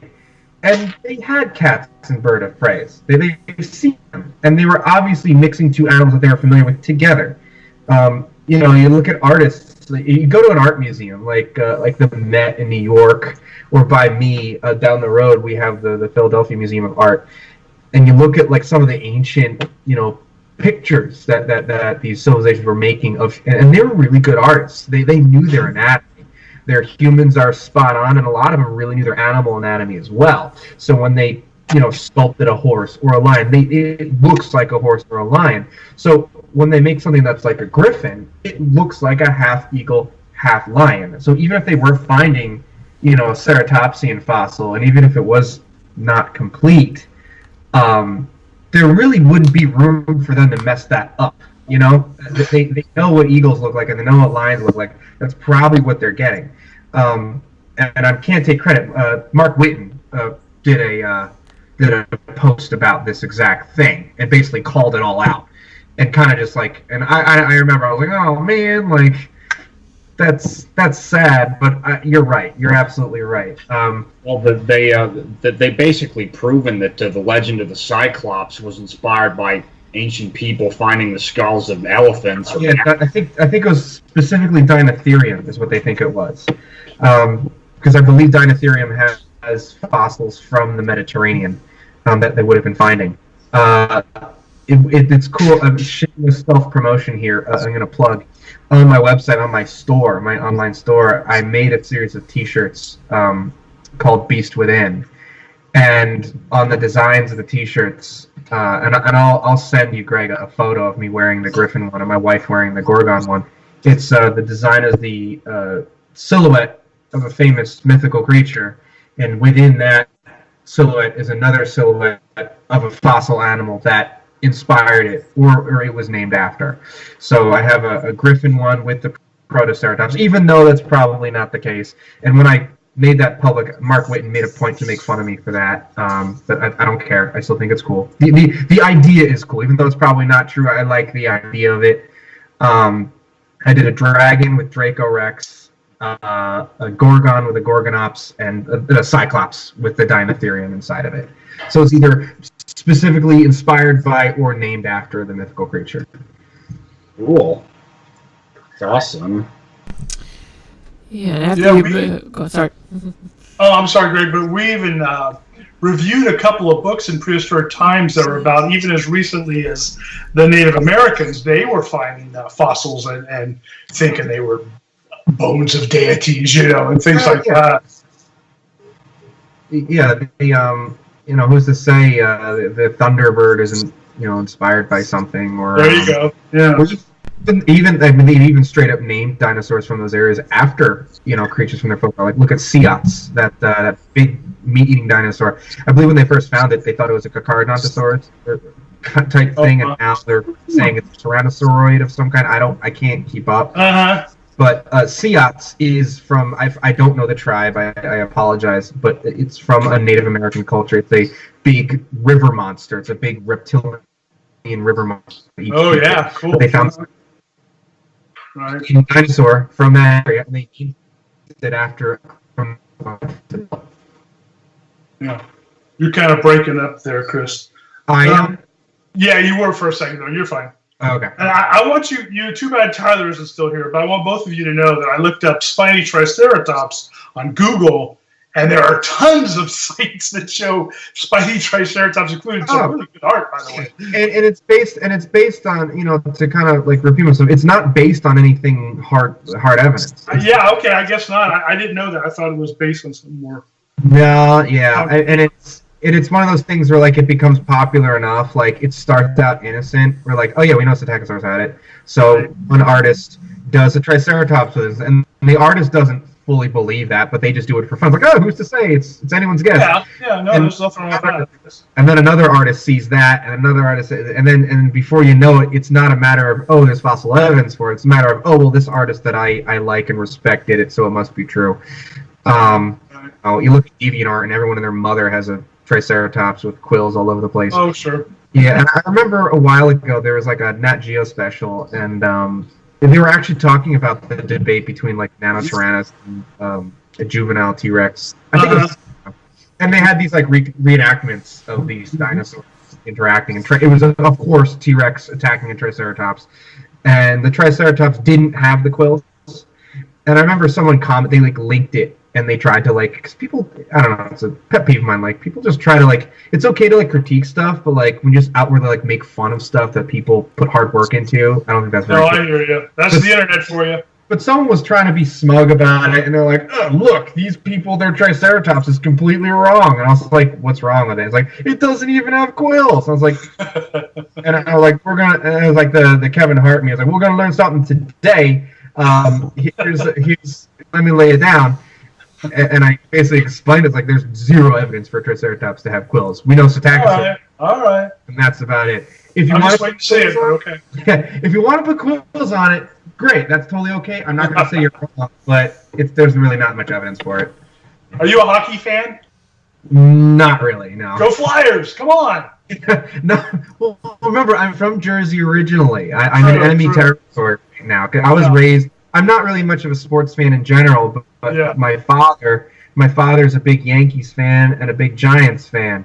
So I don't go around saying that in Philadelphia. I'll get beat up. Right. Okay. Well, we'll get off that subject. But the Eagles just won the Super Bowl. It's crazy over here. Yeah. Oh yeah. Before we were recording, we were talking about Patagotitan, right? Yeah. Patagotitan or Patagotitan. Please tell us about Patagotitan, but also tell us about Prehistoric Beast of the Week, your site too, please. Yeah, sure. Sorry, Petrie almost jumped. I see you're not superstitious. No, not at all. I love black cats. In fact, fun fact: black cats are like the least adopted color. I know. Because people are so superstitious. So exactly. I had a cat that had a whole litter, and the two black ones were almost impossible to get rid of. I love the black cats. They're my favorites. And like I said, my wife is like a low key goth.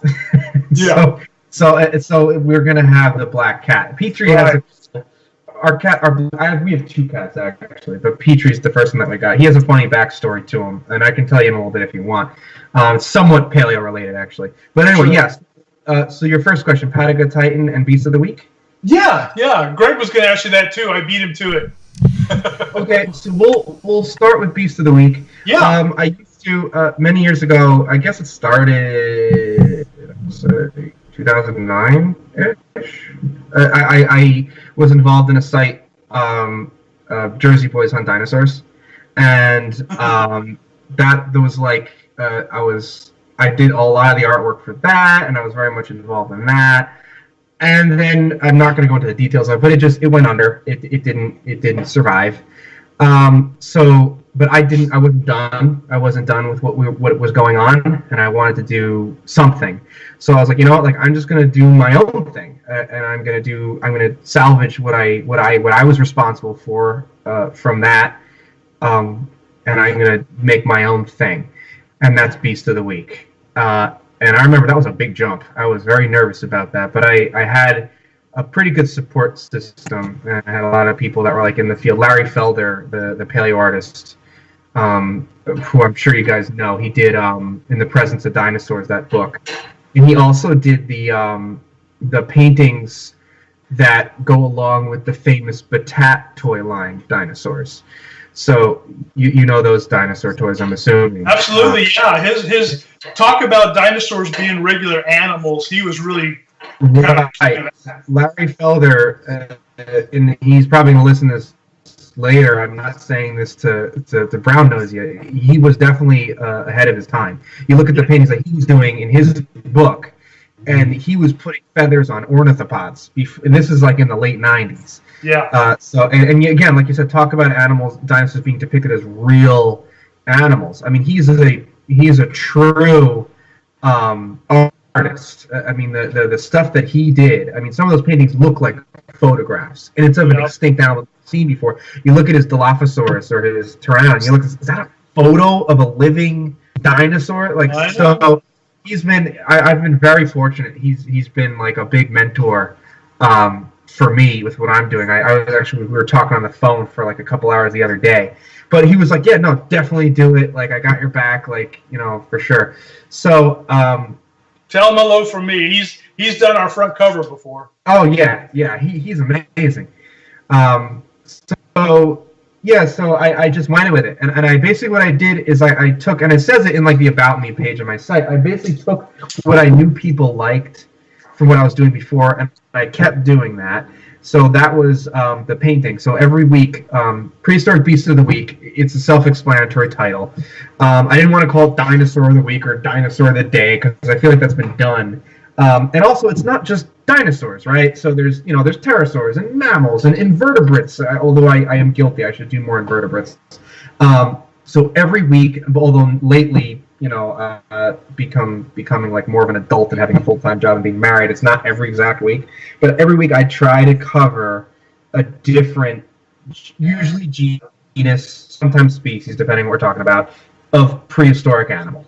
And it's like it's a report, and it's basically like a report, a research project. When I can, I will get input from professionals who actually worked on said fossil. And again, a lot of other sites and blogs do this. But the thing that sets mine apart, I think, is the fact that I provide my own artwork with every single article. So every time there's a new Beast of the Week, one of my original paintings is going to be on it. Beautiful. So I don't rip it from somewhere. I shouldn't say rip. I don't get it or borrow it from other sources. I use all my own artwork for these articles. And I try to use as many primary sources. I think I pretty much use, as far as I know, I use all primary sources, like research papers as the sources. So I try to do that every week, and then in between that, I'll do interviews with paleontologists or paleoartists, and I'll do like coverage of museum exhibits. Like when American Museum of Natural History had the Patagonia Titan, I covered that release. I was present for that big unveiling. The Dinosaurs Among Us exhibit that they had the same year was amazing exhibit. If it comes to a museum anywhere else, I highly recommend going to that one. But another thing that I tried to do is I tried to tap into my background in animal science and do a lot of, although I've been slacking on that, but I try to do some conservation stuff with endangered species as well. We recently did an interview with the marine biologist Melissa Marquez, who's like an expert who's really well known for research with sharks and conservation of sharks, which are in a lot of trouble right now, many species of them. So I'm trying to mix the two. Like I said, dinosaurs are animals too, right?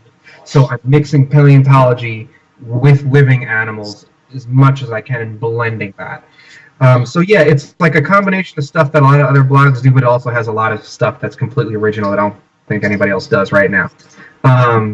And then the second part of your question was Patagotitan, right? Yes. So I was really lucky. I was working when I found out I was going to move. Like I said, my wife or my fiance at the time. Actually, no, she was my girlfriend at the time, and then she became my fiance. My goodness, time. But she was going to move to Queens. So I was going to move with her. So I got a little apartment in Hoboken. And because I was a teacher, I had my summers off. So I took a job. I got a job. I was fortunate enough to get a job at the American Museum of Natural History in their summer camp program because I was an educator. So I was working. I was, a teaching assistant for their camp program, and that was a lot of fun. I got to be in the museum early before it opened. I'd get there early in the morning before anyone else was there. Sometimes the lights weren't even on yet. And have you guys all been to that museum in New York? Not since I was a kid. Regrettably, not yet. I haven't been to New York yet. I mean, I hate to be biased here, but it's arguably the best museum in the world for dinosaurs.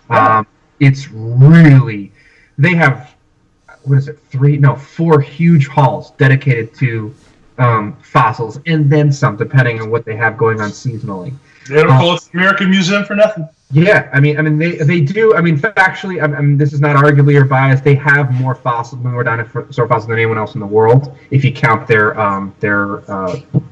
vaults in the depths of the museum. Okay, what you see when you walk through those halls is a tiny portion. It's unbelievably huge, that museum.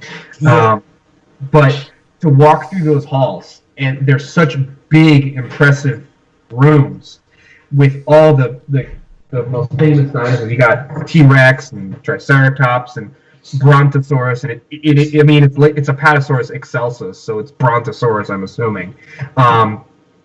Like when no one else is in the place, it's almost eerie, but it's cool. You get goosebumps. So I was fortunate enough to be involved in that museum, and that's the museum that I grew up in North Jersey. I was fortunate enough I've been going to that museum since I was a little tiny kid. My parents have been taking me there since I was a baby, so I've been to that museum, at least once a year since I've been alive.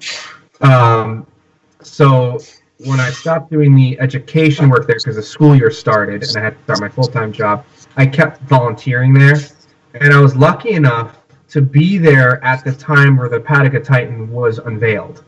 So they put it together very fast, and it's in this room, and it's actually not with all the other dinosaurs. It's kind of in its own room.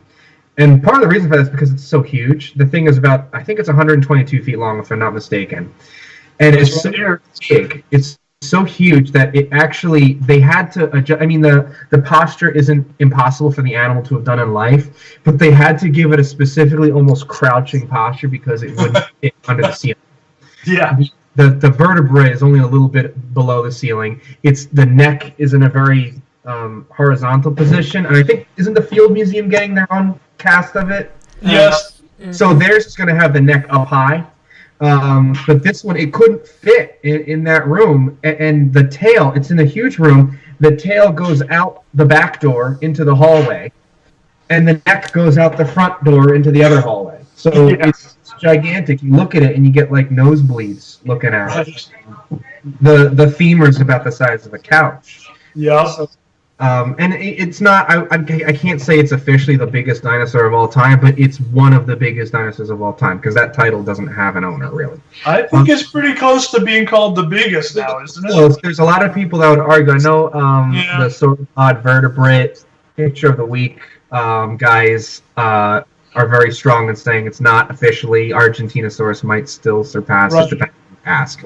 But it could also be like a matter of like who's bigger, who's more massive, who's longer, that kind of thing, because they have different proportions. But anyway, so I was lucky enough to be there when they unveiled it. So they had I had to call it ahead of time. Luckily, because I worked there, I knew the people, so I didn't have to I still paid to go in there, but I got to kind of go right in, and I got to see the panel, with the guys that worked on it. Yeah. And it was really eye-opening, and they said some cool stuff that no one else knew for a long time.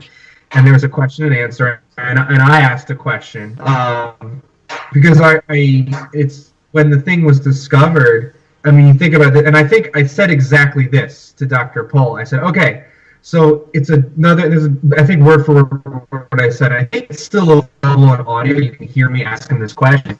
But I said to him, all right, so you found it's a new species of Titanosaur. It's gigantic, and it's from Argentina.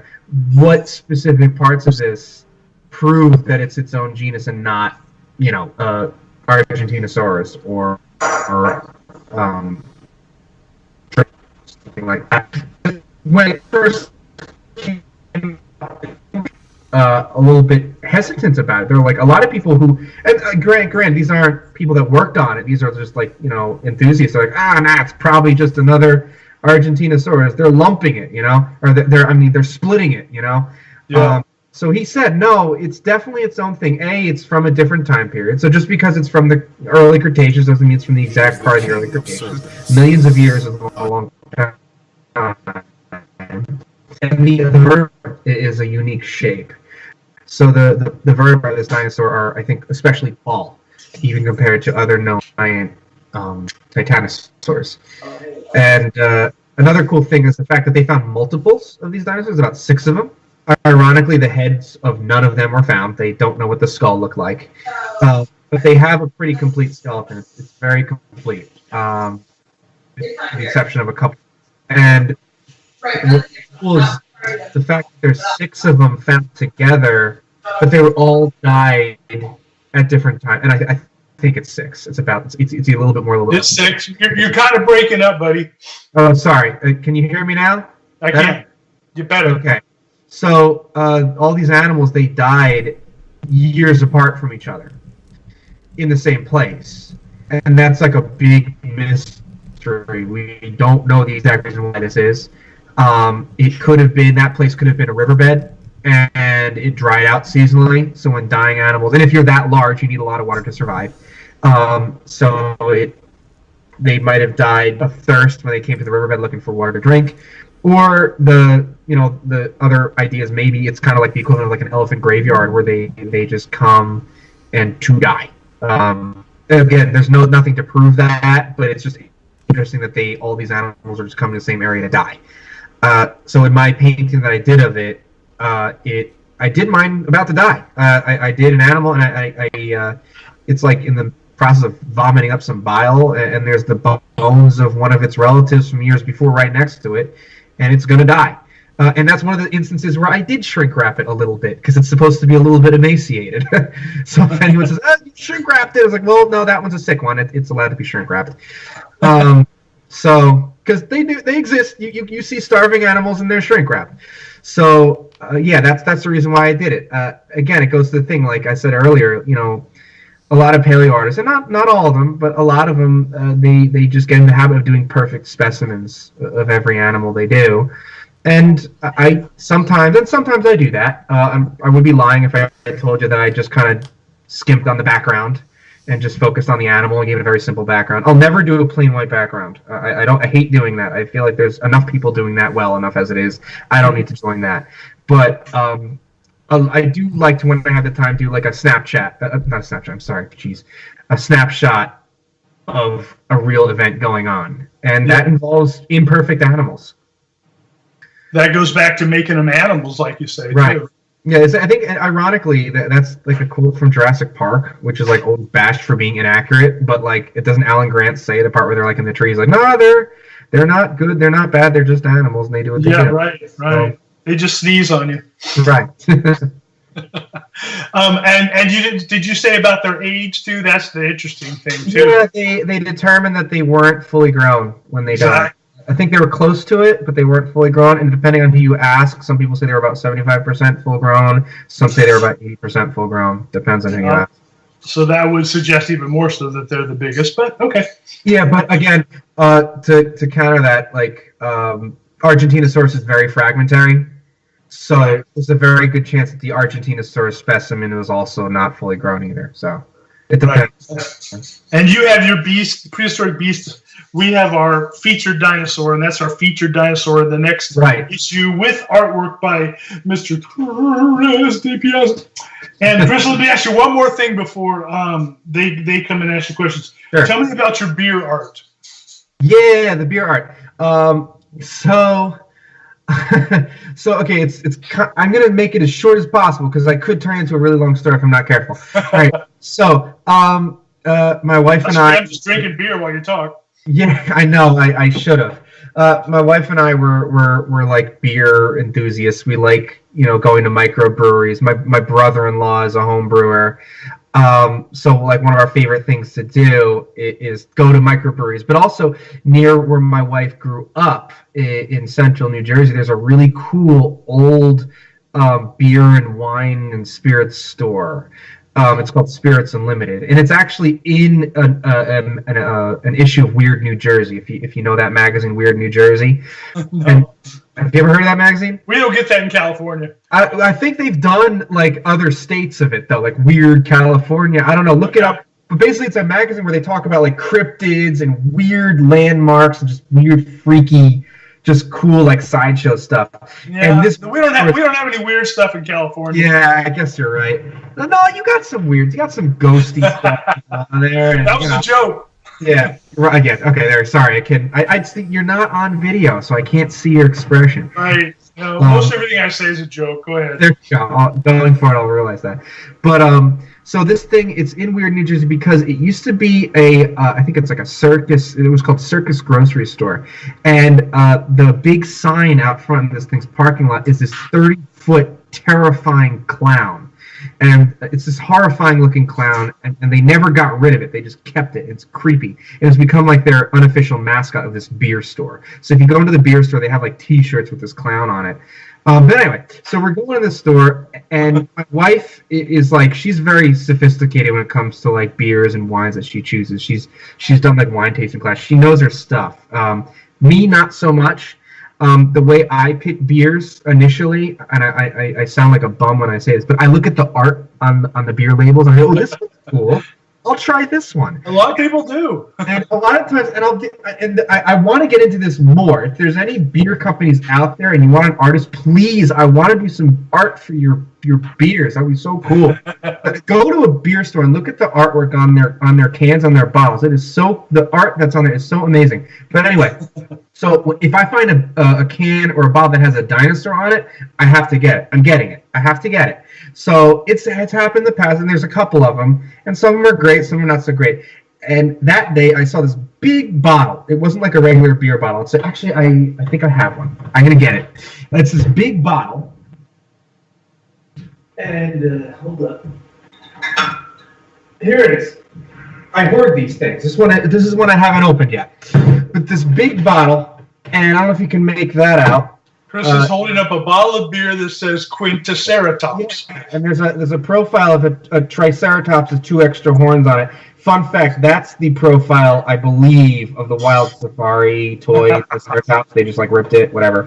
But anyway, so I was like, well, I have to get this. I have to buy this. So I bought it. I brought it home. I shared it with my wife and my brother-in-law, and it's like my favorite beer of all time. And I'm not just saying this because I have a dinosaur. It's literally my favorite beer of all time. I love it. So sadly, it's discontinued. Brooklyn Brewery, which is the brewery that makes this beer, they don't make it anymore.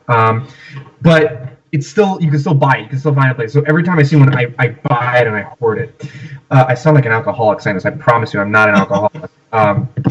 But anyway, so flash forward a couple of years, right? This is last May. And my wife is at work. I'm at home, and I was doing nothing that day. I was being really lazy. I was like, I think watching Netflix and like playing with my cat or whatever. And my wife texts me, and she must have been on her lunch break. And she's like, "Hey, there's this beer can art contest going on right in Philly. You should go to it." And I was like, "Yeah, sure. I have nothing better to do. It sounds fun." So I show up to this bar in Philly, and basically they have these blank cans, and they have these paper labels that are the same size as a beer label, and they have a bunch of markers and pencils out, and they say, design a beer label, put it on the can, and we'll pick a winner. And this was it was funded by 2 breweries. One of them is called St. Benjamin, which is here in Philadelphia, and the other one was Brooklyn Brewery. And the judges were from both of those breweries, and they said, "Oh, the rules are it has to be a label representing a beer that one of our breweries makes." And the second they said that, like this light bulb flashed in my head, and I was like, Quinticeratops is going to get the label it deserves, because I'm not a fan of this little lazy Triceratops with 2 extra horns. So I was probably breaking some personal space boundary, and I run up to the Brooklyn guy. I was like, "Can I do Quinticeratops?" And he's like, "Oh, I'm impressed that you've heard of that one. It's my favorite beer." So yes, I could do Quinticeratops. So I did it, and what I did is I did an illustration of Pentaceratops, which means the same thing. It has 5 horns instead of Quinticeratops, which also means 5 horns. The reason they call it that is because the number of different kinds of hops I think they use. Oh, right. Yeah. So I did a realistic, to the best of my ability, given the time. If I were to do it again today, knowing what we know about the keratin sheath on the Triceratops skull, I might change it up a little bit. But a scientifically accurate version of a Pentaceratops in the same colors with like a green palette. And again, I'll send you, Greg, the photograph of it so you can put it up on during the YouTube video. Pentaceratops, and put it up there. And they loved it. They were like, "Wow, this is so cool, dinosaurs." And it won first place. And I got a free tour of the Brooklyn Brewery for my wife and myself and a couple of our friends. Yeah. Not only do we get a free tour, when you go to this brewery, they give you chips, and you hand in the chips, and you get a beer. They gave us like handfuls of chips, so we can actually go back to like a couple beers like every year if we wanted to with the amount of chips that we have. We got to try a beer that they haven't released yet, which is pretty cool. And they gave me a bunch of free like T-shirts. And local company here in Philly called Devilfish Inc. They do printing and stuff like that. Was also part of the judging team. They printed out my design on a nice big poster size frame I have hanging on my wall, and they printed it on a beer glass. So I have a beer glass with my design for Quinticeratops. Sadly, the beer isn't in production anymore. If it was, I like to think that they would have asked me to do the official artwork for the label. I'll never know. Yeah, that's too bad. That's fun. I'd like to think. So that's my beer story. Hope that wasn't too long and convoluted. Oh, that's my dinosaur. Greg and Sam talk to, but Phil Hoare writes our featured dinosaur and featured prehistoric animal articles. You remind me of him a bit. You two guys would be best buddies. Believe me. I'll have to get you guys emailing each other because I'm friends with him. I believe. I believe I have interacted with him before in the past. Okay. So who asks the next question? Go ahead, Sam. Oh, all right. Hang on, sorry. My fourth question for Chris. This is more of a zoology type of question. Sure. Right? When did apes first evolve? I'm kind of trying to get a little bit more info about the evolutionary history of apes. Yeah, I'm actually, as far as my zoo and animal science experience, I actually did not work with primates all that much. I worked I worked mostly with reptiles, amphibians, some mammals, certain mammals, and birds. But I actually didn't really work any hands-on with primates. The zoo that I was at, we had spider monkeys, we had cotton-top tamarins, we had golden lion tamarins, we had Geldes monkeys. But we didn't have any apes, so I don't actually have professional experience with apes. That being said, when I was in Rutgers, I did take a primate evolution class. So most of my primate evolution knowledge is based on that, which isn't that much. The last I knew, I want to say the oldest fossil that you can consider an ape, and by that I mean like diverged from old world monkeys, it was, I want to say like 2 million years ago. But no, I'm sorry, 20 million years. I believe it's 20 million years ago. 2 million years ago would be hominids. But I think it's about 20 million years. And that depends on what you consider an ape. And also keep in mind, primate fossils don't fossilize very easily. Especially apes, because where they live typically tends to be heavily forested habitats, jungles, which don't fossilize very well. Jungle environments, they have very acidic soil, so when animals die, they get decomposed pretty fully. So most of the ape fossils and hominid fossils that we have consist of, with the exception of things like Lucy, which is very awesome. Most of the time, they usually just the jaws and the teeth are usually what we find, and we have to go off of that. So that's my answer to that question. I don't consider myself a big expert on apes and primates in general. I'm sorry. All right, yeah, the dinosaurs are my second favorite animals, but the dinosaurs are my first favorite animals, but apes are my second favorite. Cool. Yeah, I kind of owe that to movies like King Kong and Planet of the Apes. Did you ever game for Super Nintendo, and it was in Primal Rage? Primal Rage? Yeah, Primal Rage. Yeah, you have not. If you like dinosaurs and you like apes, look up Primal Rage. You are going to find your new favorite video game. I have it for PC, but unfortunately, I can't get it to work on my computer. Unfortunately, just look up YouTube. It's real. Hold on 1 second. My cat is ruining a plant. I'll be right back. All right. This is our second cat. This is Beaker, and she's still a kitten. She's little, and she's mischievous. She causes trouble wherever she goes. Well, sorry. My last two questions actually are ape related. What should I skip them or ask them anyway? No, go for it. I mean, I know, go for it. I think I saw them on Facebook, and I can probably give you an answer, or at least an interesting answer, if it's not right. Right. Some people believe that Gigantopithecus was not really as large as is commonly believed. Do you think it was as large as is usually depicted, or do you think it was possibly smaller? Gigantopithecus, I think, was definitely the largest ape that we know of that ever existed. Again, Gigantopithecus is known for very fragmentary remains. As far as I know, it's mostly just jaw. But a couple things that came out. First of all, I don't know what reconstructions you're referring to that would make it too large. If you're referring to something like that recent movie, the Jungle Book movie that came out a couple of years ago, where King Louis, who's usually depicted as an orangutan, they chose to make him a Gigantopithecus. I don't know if you've seen that movie yet. It's pretty cool. I've seen it. I didn't think he really was a Gigantopithecus. I always thought that was just part of the song, and that he didn't really mean that literally.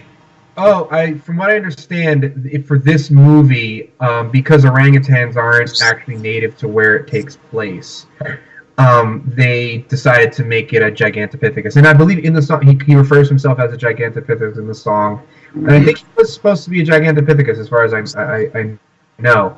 But that would be too large. that was definitely too large for a Gigantopithecus. But again, it's very fragmentary, so it's kind of hard to say exactly how big it would be based on the amount of fossils that we have from it. And also keep in mind, apes are typically sexually sized dimorphic. So what that means, a sexual size dimorphism is when the males and females are different sizes. And in the case of apes, they're typically male larger. So depending on the specimen that you're looking at, it could be a little bit smaller if it was a female. But again, that's kind of one of those big mysteries. I don't think there's a really definite answer of exactly how big it was. And I think even the someone who knows more about primates than I do would be able to give you an exact answer on that. All right. Thank you. My final question is, provided they don't go extinct, how do you think non-human apes will evolve in the future, provided they don't go extinct? That's a cool question. It reminds me when I taught high school. I teach middle school now, but when I taught high school, I taught an ecology class, or environmental science it was called. And one of the activities I did is I broke them into groups, and I gave them each an animal. And I said, in the future, the environment that this animal lives in currently is going to be very different. What I want you to do is tell me how you think this animal would look millions of years in the future, given its change in habitat. So this kind of reminds me of that. I would say, given what's happening to their environments, which is a lot of deforestation, people are just developing in areas where apes live. If you look at like Southeast Asia, the palm oil trade is horrible. That disaster can't get enough attention in my book. The amount of damage that people are doing to the environments of orangutans and all other animals is horrible. So it's big deforestation.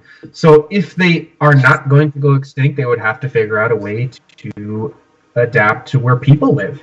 And we don't see this with apes, we see it with other monkeys. So there's species of macaques and I believe langurs that coexist with people in very much urban areas. And they kind of behave almost like squirrels, and not really rats exactly, but they behave like they've adapted very well to city life. They climb buildings just like they would have climbed trees, and they steal food from people. I've heard stories of macaques jumping into people's windows, stealing the food right out of their hand, and smacking them in the face before they run away. So if monkeys are capable of it, I guess an ape could be capable of it. I mean, there's a size difference, but who's to say they wouldn't evolve smaller? But again, this is all very speculative, and I'm not saying this is what could happen. It's just something fun to think about. Well, I've actually seen videos of baboons in Africa opening up people's cars and actually taking stuff out of the cars. Oh yeah, absolutely. Near where I live, Six Flags Great Adventure, we have a safari drive-through. And the safari drive, which is when you drive your car and there's all these, exotic animals walking around. And for a while, the animals used to have access to the cars. Like there was no barrier between you and them, except for the predators, of course.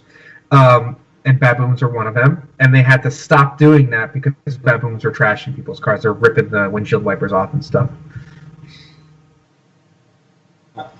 I hope I'm pronouncing this right, but they've actually found the fossilized remains of, I think it's pronounced Coronapithecus, I believe it's called. It's supposed to be the ancestor of modern gorillas. Actually, that's actually a genus I'm not familiar with. That's the first time I'm hearing about it. Again, I'm not really in the. It's interesting. I don't find it boring at all, but it's primates is not something that I typically am deeply involved in. No problem. Well, thank you for answering. Yeah, thank you for asking. That was a cool question. Oh, that's pretty much all my questions. Okay, anything? I'll finally jump into some questions of my own here. I'm starting at the bottom here. This one's about a group of animals that you are quite familiar with, and that is reptiles. How much do you know about the evolutionary history of crocodilian snakes and other families of modern reptiles? Yeah, so we could start with crocodilians. So my fieldwork experience in New Mexico, the Mesa Lands Dinosaur Museum, the site that they work from it's Triassic. It's the latest Triassic. It's about 200 million years ago. And there's a little bit of dinosaur material. It's, I think, the same time as the famous Ghost Ranch site with all the Coelophysis. So it's the same time as when Coelophysis was around, but you don't really find... There's a few bones from that area that could be argued as dinosaur, Coelophysis, stuff like that. But almost exclusively what we find are Pseudosuchians. So those are relatives of crocodiles. The most common is the Iedosaur called Typhothorax, which is a... if you're not familiar with Iedosaurs, they're really weird. They're probably plant-eating. If not plant-eating, then plants and like small animals, maybe insects. Crocodile relatives, they had like a pig-like shovel snout, and they had armor on their back. So they kind of converged the same body design that ankylosaurs have, and then armadillos after them. But they did it first.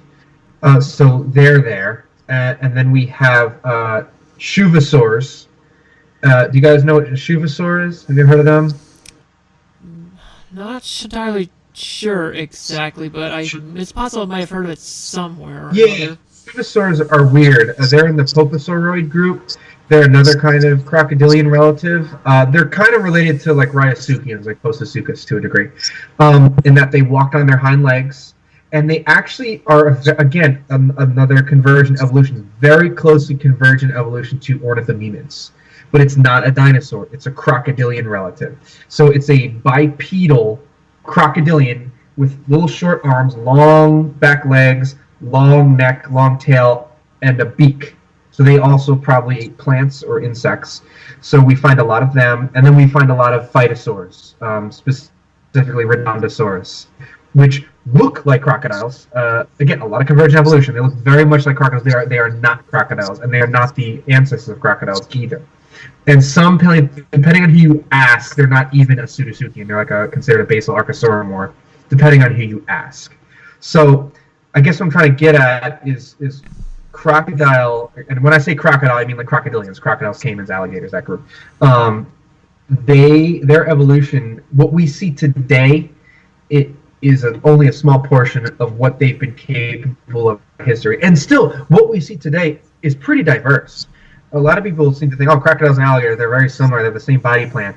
But yeah, they live similar lifestyles, but they're still very different. I specifically worked with, I was lucky enough to work with a lot of crocodilians. I've worked with American alligators very closely. Caimans, I've worked with Cuvier's dwarf caimans very much. I think one of my profile pictures for a long time is me holding the Cuvier's dwarf caiman that I work with. His name is Elvis. We work with him. I work with him a lot. He's like a close buddy of mine, as much as a crocodilian could be.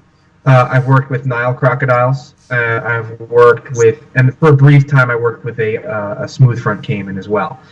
And they're all very different. And those are just the ones that I worked with. They're different in their personality. They're different in their habits. The American alligator, not very smart. They're kind of all brawn, very little brain.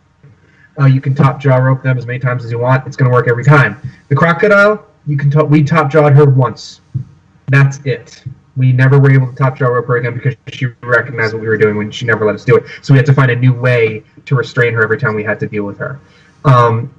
So if you go back in history, crocodiles experiment with all kinds of crazy body designs. You have ones, and again, this is like the group that crocodiles belong to, right? So they're not all exactly crocodiles group, but like Ryasukians, the same pseudosuchians we call them. So a lot of them walked on their hind legs, a lot of them are fast runners, a lot of them are plant eaters. There's that little weird one called Simosuchus, which looked like a bulldog. It looked like a little pug crocodile, had a little short snout. So they've experimented with all kinds of crazy body plans, just like dinosaurs have. And it can be argued that they were very close to, especially in the Triassic, they were probably more successful than dinosaurs. And then as the Jurassic rolled around, they kind of died down a little bit and found their niche. But even into the Jurassic, you see pretty big, even terrestrial crocodilian relatives walking around. So they're very successful. And that's probably due to a lot of different reasons that if I were to go into them, we'd be here for like another 4 hours. And then you got lizards and snakes, squamates. So lizards and snakes, they actually popped up a little later. Snakes, actually, from what I know, didn't pop up until the Cretaceous. So snakes aren't actually that old at all in the grand scheme. I mean, I guess they're older than us humans and a lot of mammals, but still, in the grand scheme of things, they're not like very prehistoric of a design. But what's kind of cool is a lot of snakes, whatever snakes have going on, is a really successful design. It works in a lot of different habitats. You have snakes from dense jungles to temperate areas like where I live in Pennsylvania, and then you have them in really arid deserts. And because of that, a lot of lizards are kind of not evolving into snakes as we speak, but they're evolving in a similar direction that snakes have. Look at a lot of species of skinks, like blue-tongued skinks and fire skinks. They have very short legs, very smooth scales. And then you have lizards that don't have legs at all, or very reduced legs, like legless lizards and glass lizards. And then even monitors, veranoids, they have legs, but they have the same forked tongue adaptation, which might have been a common feature to their, it might have been a stem adaptation for snakes and lizards. So yeah, I could keep talking for hours and hours. I don't think you want me to, but I think that's the short version. Yes, but I'm pretty familiar with crocodiles from across history, and let's just say, a lot of people think they're living fossils, but let's bear in mind, there were crocodiles that occupied lifestyles that you wouldn't even conceive of. Even up to 50,000 years ago, there were terrestrial crocodiles living in Australia, of all places. Quintana. Right. The term living fossil is kind of something, and I admit I've used that term in the past. I don't like using that term because it's not doing the animals justice, crocodiles are an example of something that people consider a living fossil, but there's a lot more to them than that. And the crocodiles that are alive today are quite different from the crocodiles that were around back then. And another fun fact with Quincanna, that croc had teeth that was more like that of a theropod dinosaur, zyphodont type teeth, curved, serrated for biting into flesh and not for puncturing and holding, like say a modern salty, for example. Yep, a lot of them had blade-like teeth for shearing flesh. Exactly right. Yeah. And speaking of Africa's resident terrestrial croc, Caprasuchus, that thing had a whole array of boar-like fangs in its mouth that could have left a pretty nasty bite. Yeah, it did. Caprasuchus is weird. I wish we could find the more of that animal. I think we only have skull material so far. But that's a really cool creature, and I would love to know more about how that thing lived. It might have been. So I've seen some people say it's terrestrial, but it very easily could have been more of a swimmer as well, just like crocodiles are around today, for all we know. Yeah, that's a really cool one that has a lot of mystery to it. And yeah, for me personally, I feel Caprasuchus might have been both. Able to hunt prey on land, but just as capable of attacking prey from the water. Yeah, for sure. Very possible. And there's also those myriad super crocs from across history, like Sarcosuchus, Dinosuchus, and all the way up to the Miocene with Porosaurus. Mm-hmm. Yeah, big ones. They were, funny enough, they were very popular ones, but they actually probably show signs of being more similar to, at least in their behavior, to crocodiles that are alive today, which is kind of funny. Yeah, of all of those three, Porosaurus is the weirdest to say the least in terms of the shape of its snout. Yeah, it's very big and bulky. And from what I understand, that was an adaptation for dealing with armored prey like the large turtles and tortoises that lived in its habitat. Right, and if you look, a big bulky boxy skull isn't really that. I mean, we're so used to them, but look at American alligators. Look at a big male American alligator, and I say male not because it's sexist, but because they're just bigger and bulkier. They eat turtles all the time. They're generalist feeders, so they'll eat really whatever comes their way. They're not really that specialized, and because of that, they have a jaw that's designed to just crush whatever it decides to bite that day. So a lot of times turtles are on the menu for them. If you have a strong stomach, you can Google videos of alligators crushing turtles. I've seen them crushing horseshoe crabs. I've seen them eat fruit even, like pineapples and stuff like that, believe it or not. So yeah, they're actually not that different. Just a smaller version. Yeah. The only difference is that Porosaurus and Dinosuchus, they were having bite forces well into the excess of multiple tons of weight, some estimates placing them close to or possibly surpassing Tyrannosaurus rex. Oh, they were probably definitely surpassing Tyrannosaurus rex, yeah. And let's also not forget the food intake. I read a paper on Porosaurus and how much it had to ingest in one day, and the paper said close to 50 or 100 pounds of food almost daily to keep it satisfied. I mean, which paper was that? It was one of the latest papers on Porosaurus. It also came up with a bite force estimate of 69,000 newtons. Per day? Really? Huh. Or something like that. Oh, wow. Yeah, because again, going off of modern, maybe they're completely right, but modern crocodiles go a long time without food advantage, even they're really big. So sometimes they can go up to close to a year without eating if they have to, and survive. So that's interesting. I'd be interested in seeing that paper. I'll provide a link to the paper post sure. show. Anyhow, this question's a random one I've got. What are your favorite groups of animals, be it living or extinct? And amongst the reptiles, which ones do you consider your favorites? Yeah, sure. That's a fun question. My number one favorite animal of all time is a Triceratops. I know it's basic, but it's just the way it is. It's just my generation when I grew up. That was one of the popular dinosaurs. That's what I grew up with. So because of that, Ceratopsians in general are my favorite group of dinosaurs for sure. I also really like Pachycephalosaurs. I think they're really interesting as well. Of course, I like all dinosaurs, but those are my top two. As far as theropods, Dryptosaurus is probably my favorite meat eater because it's from New Jersey and that's where I grew up. I'm very proud of the fact that my home state has not one but a couple different kinds of dinosaurs that were native to it, Dryptosaurus being one of them.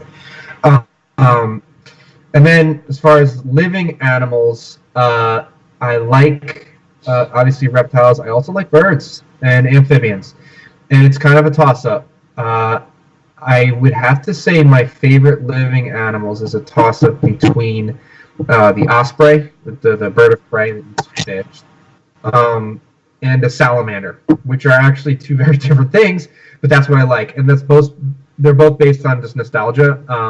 My family owns a house, my father's side, on the Jersey Shore, and they used to have a boat, and we take the boat out into the bay, and an osprey was the first bird of prey that I ever saw that I can remember, and it blew me away, because before that, like, I thought like a bird of prey was something that I would only ever see in a zoo or in books. And nowadays, if I go outside and go bird watching, I can see red-tailed hawks and stuff all over the place. But at that age, I didn't, I guess, know to look, I suppose. I wasn't exposed to it as much. So I saw this hawk thing with huge talons flying around, and it got real close to the boat, and it blew me away. And I went home, and I looked at the little tiny pocket-sized bird field guide that I had, and I looked through all the pages, and I found it. I was like, that's the bird. And that's like the first bird that I remember identifying on my own when I was a little kid. So because of that, ospreys are like my favorite bird. And also we have the same taste in food. I love fish. I love seafood. So we have that in common. And then salamanders, same thing. Salamander, like invertebrates, herps, reptiles, and amphibians was something that I very rarely saw in the wild when I was a little tiny kid. Not because they weren't there, just because I was a little kid. I didn't have access, and I wasn't allowed to go flipping over logs, and my parents want to keep tabs on me. So I remember I was mountain biking with my dad. I want to say I was like in middle school, maybe I was like 5th grade or 4th grade. I don't remember. And it's not to say I hadn't found amphibians before that, but like I flipped over a log, and there was a little redback salamander, and it blew me away. And so salamanders are like some of my favorites. I keep a lot of salamanders for pets. I have a number of different species, and reptiles too. So yeah, those are, I'd say a triceratops, ceratopsian dinosaurs, lizards, snakes, alligators, and reptiles in general I think are awesome.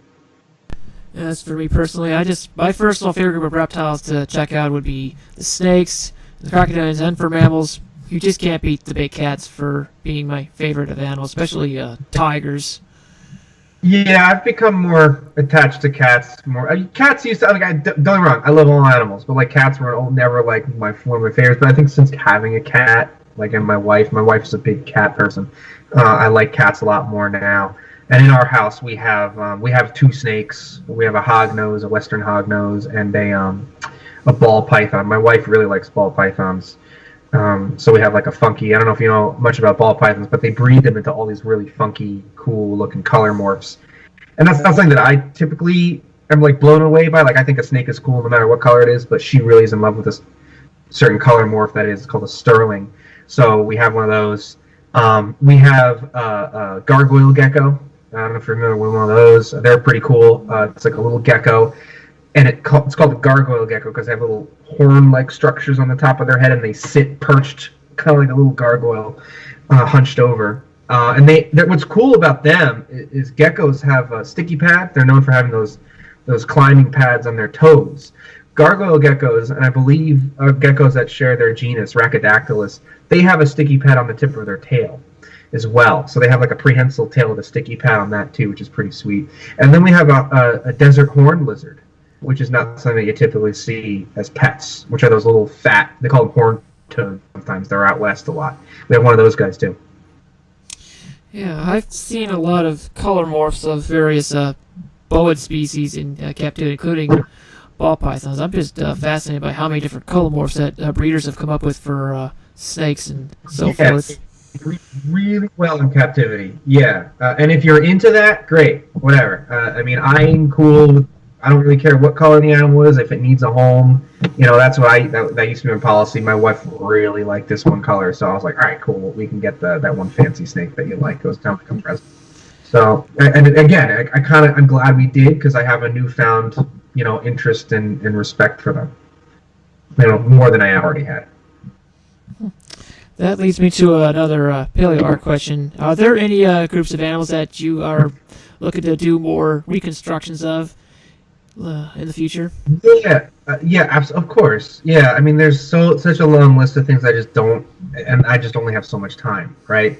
So, and there's animals that are in the back of my mind, and I even have like in sketch phases that are just piling up that I just haven't been able to put paint on. And a lot of times when a painting comes out, you know, sometimes that painting has been in sketch form for like a year, and I just haven't gotten around to do it. But I'm saying once I would love to, on my list to do, I'd like to do that little funky batwing dinosaur, Yiki. Is that what it's called? Is that how you pronounce it? Yiki? Or Yichi. It's Yichi? Okay. Yeah, Yichi. That's one on my list that I haven't done yet, and I have a pose in mind that I don't think anyone's done yet that still showcases the wings.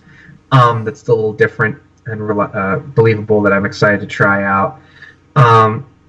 But as far as like professionally goes, ironically, ceratopsians are my favorite, but I've never done a ceratopsian illustration professionally yet. I would love for some museum or some paleontologist to come up to me and say, "Can you please do this ceratopsian?" And that would make my life. I would be so happy if someone did. If it's a new species, that would be icing on the cake. Nathan Van Rankin gives me a lot of work with marine stuff. So I've done a lot of mosasaur work. I've done a lot of ichthyosaurs. I did some paintings of Dakota Raptor for him when he was presenting at some of the the conventions and whatnot, and some of his presentations and papers. And recently, which is exciting, I can cross the new species off my bucket list. I did a new species of a prehistoric fish called the Balanostomius for Nathan, which is pretty cool. It's related to it looks like a modern pencil fish. It's a very long, thin, streamlined fish with a long, pointy nose. I did it as Beast of the Week shortly after he published it, so you could see it on my site there. So I can say that I've done a new species before professionally, before anyone else did. That's cool. Like the official artwork for a new species. But I'd love to do an official artwork for like a ceratopsian one day. And I know somebody who would be potentially interested in having you for such a job. He's a friend of mine at the Cleveland Museum of Natural History, and actually a Ceratopsians in particular. His name is Dr. Michael Ryan. He's a lead curator of vertebrate paleontology at the Cleveland Museum of Natural History in Ohio, where I'm a member at. Well, you should definitely put him in contact with me if he wants it, because that would make my day. I would love to do that if he likes my work. Yeah, he mostly has worked with artists, Mark Schultz and Julius Chittany on their projects. Right. Yeah, and they're very good. Those guys are real good. Yeah, I've had the privilege of meeting both Mark Schultz and Julius at two different DinoFest events at the Cleveland Museum over the past couple of years. That's awesome. I've actually never. I've conversed with Julius online a couple times. And he seems like a really cool guy, but I've never actually met him in person before. Yeah, he really is a really nice guy and truly an amazing artist, and he's also a scientist on top of things, which makes his reconstructions even more impressive. He's a biologist, which is even more awesome. Yeah, and he's, like you said, he's one of the best paleoartists out there right now. He's really, really good. Yeah, Sam here also got to meet Julius at the same time as I did. It was a great honor. I'm very pleased to have met him. He gave a talk about paleoart and its use in promoting science communication, and I figured I was going to ask you about how have you used paleoart in promoting scientific discoveries and so forth. Me? Yeah. So like for instance, when Nathan when he does a new paper, he has one. I don't think I'm gonna just be safe and not say exactly what it is, but he has something in the works right now that unfortunately had to be paused for a little while, but it'll get going again. He has a project going on right now that it's not a new species, but it's something cool about a species that's already very popular. So I'm doing artwork for that, and I'm doing a couple pieces of art for that project. To show the different ideas that this discovery puts forth. I know that sounds really vague, and I apologize profusely, but I don't want to give anything away that isn't published yet, and I haven't gotten his permission on it. it's kind of like Tyler said it really well before. Art is really important in paleontology. It's definitely not, it's the difference between getting someone's attention and having someone skim over research in some cases. Not in all cases, but many times, it's the artwork that gets a reader's attention. It's like, oh wow, that's a really cool piece. Look at the colors on that animal. Look at the, it could be something superficial. I've had people be really drawn to, some research because the paleoartist used a very appealing color palette, or something else like that. I remember when I would do, presentations on like Dryptosaurus and stuff like that, right? Showcase Dryptosaurus artwork that I've done. A lot of people are drawn to it just because it just looks. They get drawn because the feathers. I put feathers on it, and they're like, oh wow, did it? Why does it have feathers like that? It's like, well, there's no evidence for feathers in Dryptosaurus, but it might have. And then I segue that into the actual history behind the fossils and what we do know about Dryptosaurus. I do that a lot at the Academy of Natural Science because Dryptosaurus is at that museum. That's the museum that has Dryptosaurus. So I like to talk about Dryptosaurus there. So it's kind of like it's a good like gateway. It gets people's attention. It's like a hook. So it might start out as something not physically fossil related or hard proof, but that can reel them in. And once you have their attention, you can teach them the real science behind it. So it's a very powerful tool. Paleoart is extremely powerful. And because of that, I think paleoartists have a lot of responsibility to do good paleoart. And yeah, it's fun. It's a big responsibility in some ways. It's cool. And there's also been a lot of problems I've noticed with publishers lately, not just cutting corners in terms of what sort of images they put in their books and so forth. Yeah, I mean, it's frustrating, of course. Every time I see a book come out and the art on it is just bad, and I'm not saying that as disrespect to the artist that made it. The artist that made it is a talented artist, or I shouldn't say talented, skilled artist. But the research, I guess, behind it is bad. But again, you can't judge stuff, and you can't get too angry about that stuff because as frustrating as it is, authors. A lot of times the authors are self-publishing and they're funding it themselves. A lot of it has to do, and a lot of times the author, if they're not self-publishing, it's the publishing company that has all the power. So there's a lot of instances where the author actually really wants to use a certain artist's work, but the publisher won't let them, and the publisher has their own stuff that they do. I remember a while ago, it never really turned into anything, and maybe it will one day when I have more time, but I had some drafts done of some books that I wanted to write, aimed at like younger audiences about picture books about not so much like an informational, but like a story. So like imagine like Larry Felder's In the Presence of Dinosaurs, right? But like smaller versions. So like each small book would focus on like the day in the life of one dinosaur, right? But I just said that, and it's going to be on YouTube, and now someone's going to probably steal it, whatever. But I'm not the first one that's thought of that. But anyway, I wanted to do my own illustrations for it, and I talked to a few publishers, and a lot of them, they kind of have their own illustrators already lined up, ready to go. And I'm like, if I'm going to do my own book, first of all, they might not even want it in the first place. But if I'm going to do my own book, I want to do the illustrations for it too. So you got to remember, as frustrating as that is, it's a very difficult thing to get done in a lot of ways. And a lot of it has to do with money, unfortunately.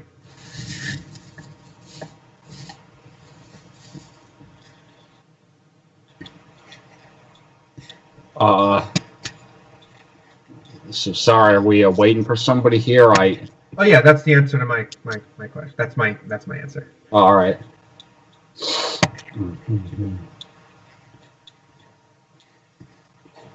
Mike, Greg, you guys still with us? Still here. I didn't know it. I muted my mic. Sorry.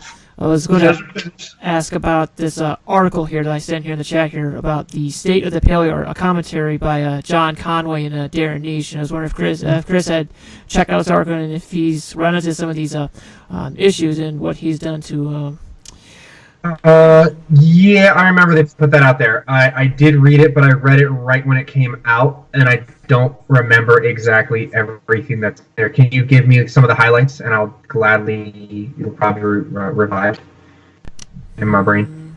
Well, one of the problems was creating what are called derivative, works, where artists are literally like copying the poses and works of other artists from the past. That's one thing I've noted here. Yeah, I got you.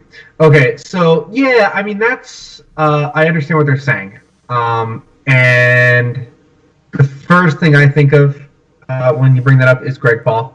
Greg Paul, and I think a lot of you guys might agree with me on that. Like Greg Paul got really popular doing those really beautiful side view of the animals with the running pose, right? And even now, even with people getting called out on it, like you go on like DeviantArt or the Paleoart page, and you find a lot of younger Paleoartists saying, "Hey, here's I'm doing all these pictures of dinosaurs," and it's all like a similar pose or whatever. Scott Hartman does them beautifully as well. He does almost exclusively skeletals too, and his pose is a little different. But not to say that that's bad. That's the thing with me. Like, I don't necessarily think that's a bad thing, especially if you're still all artists are still could be being a professional artist for 50 years and still be learning. But if you're like a beginner, let's say, you get better by copying and referencing other work, right? So it depends, I guess, on the setting and the situation. So if I see someone and it's maybe a beginner and they posted a picture of an animal that they've made to, like, say, the Paleoart page, and it's clearly based on someone else's artwork, I'm cool with that. It's fine, like, especially if they're not getting paid for it, right? Because that's part of becoming a better artist. You reference other works, especially if they reference where they got it from. I think what they're talking about more is like when you see like the same situations in like life reconstructions, right? So like the Archaeopteryx in a tree with its arms spread out back to you, usually with a blue and green color scheme. I guess is that what they're talking about? Or T-Rex fighting a Triceratops, something like that. That might be. Is that what you think is that spot on to what you're referring to?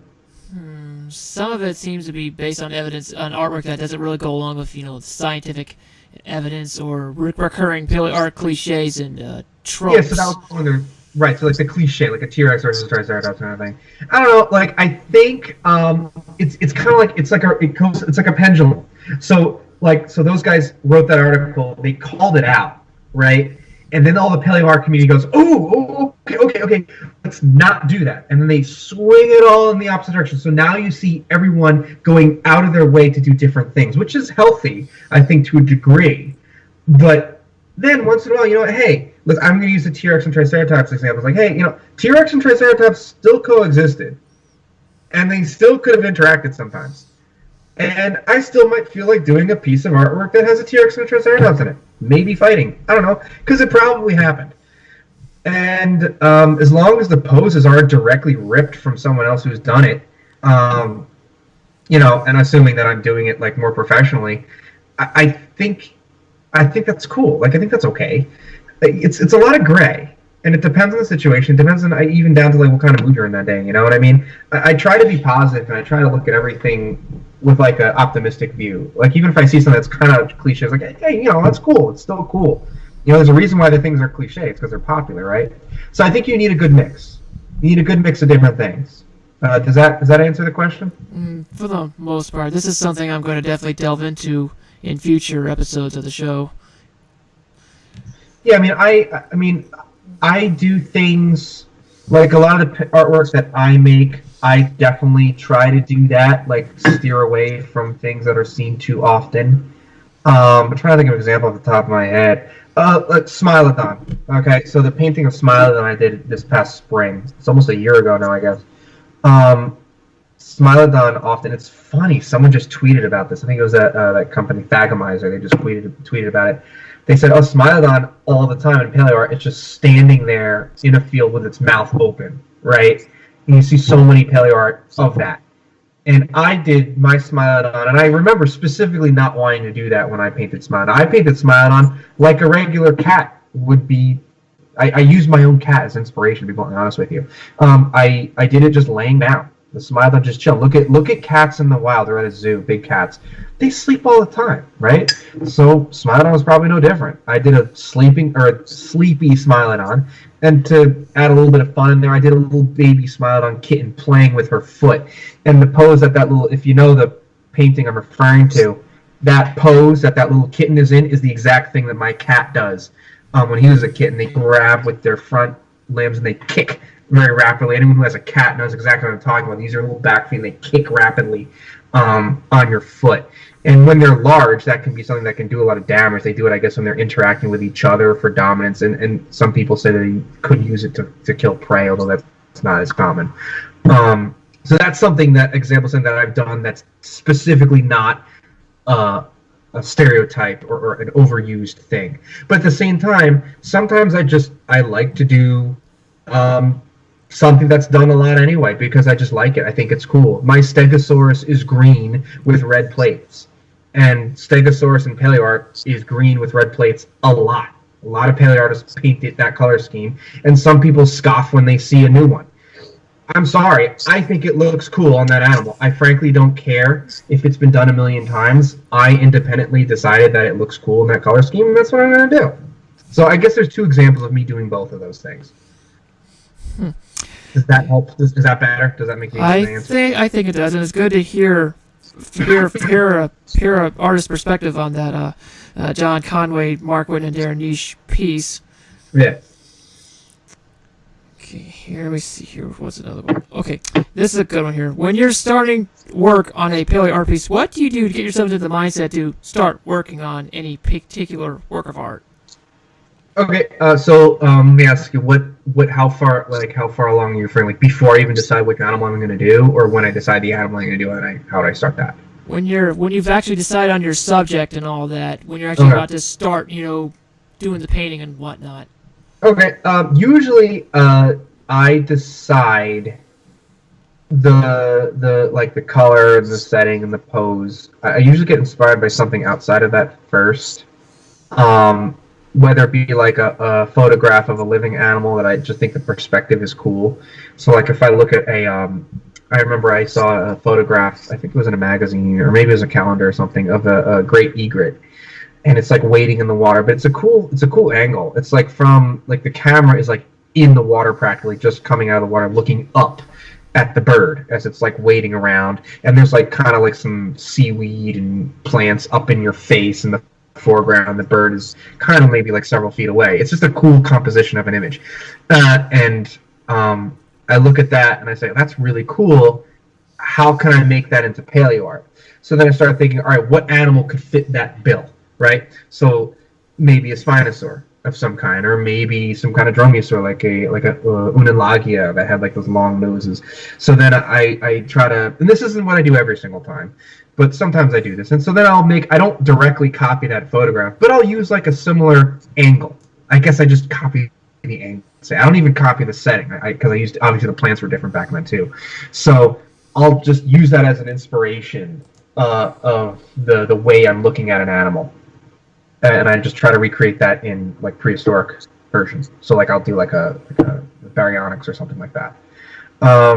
Sometimes it's just like with color, I'll just see like an animal that I like, and a lot of, and I'm not saying it's like a bad thing, but a lot of times paleo artists still take, as far as, and now I'm going to talk about color schemes.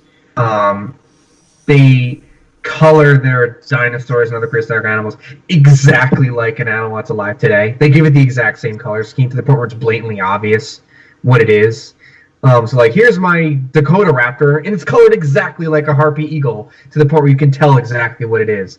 I'm not usually a big fan of that.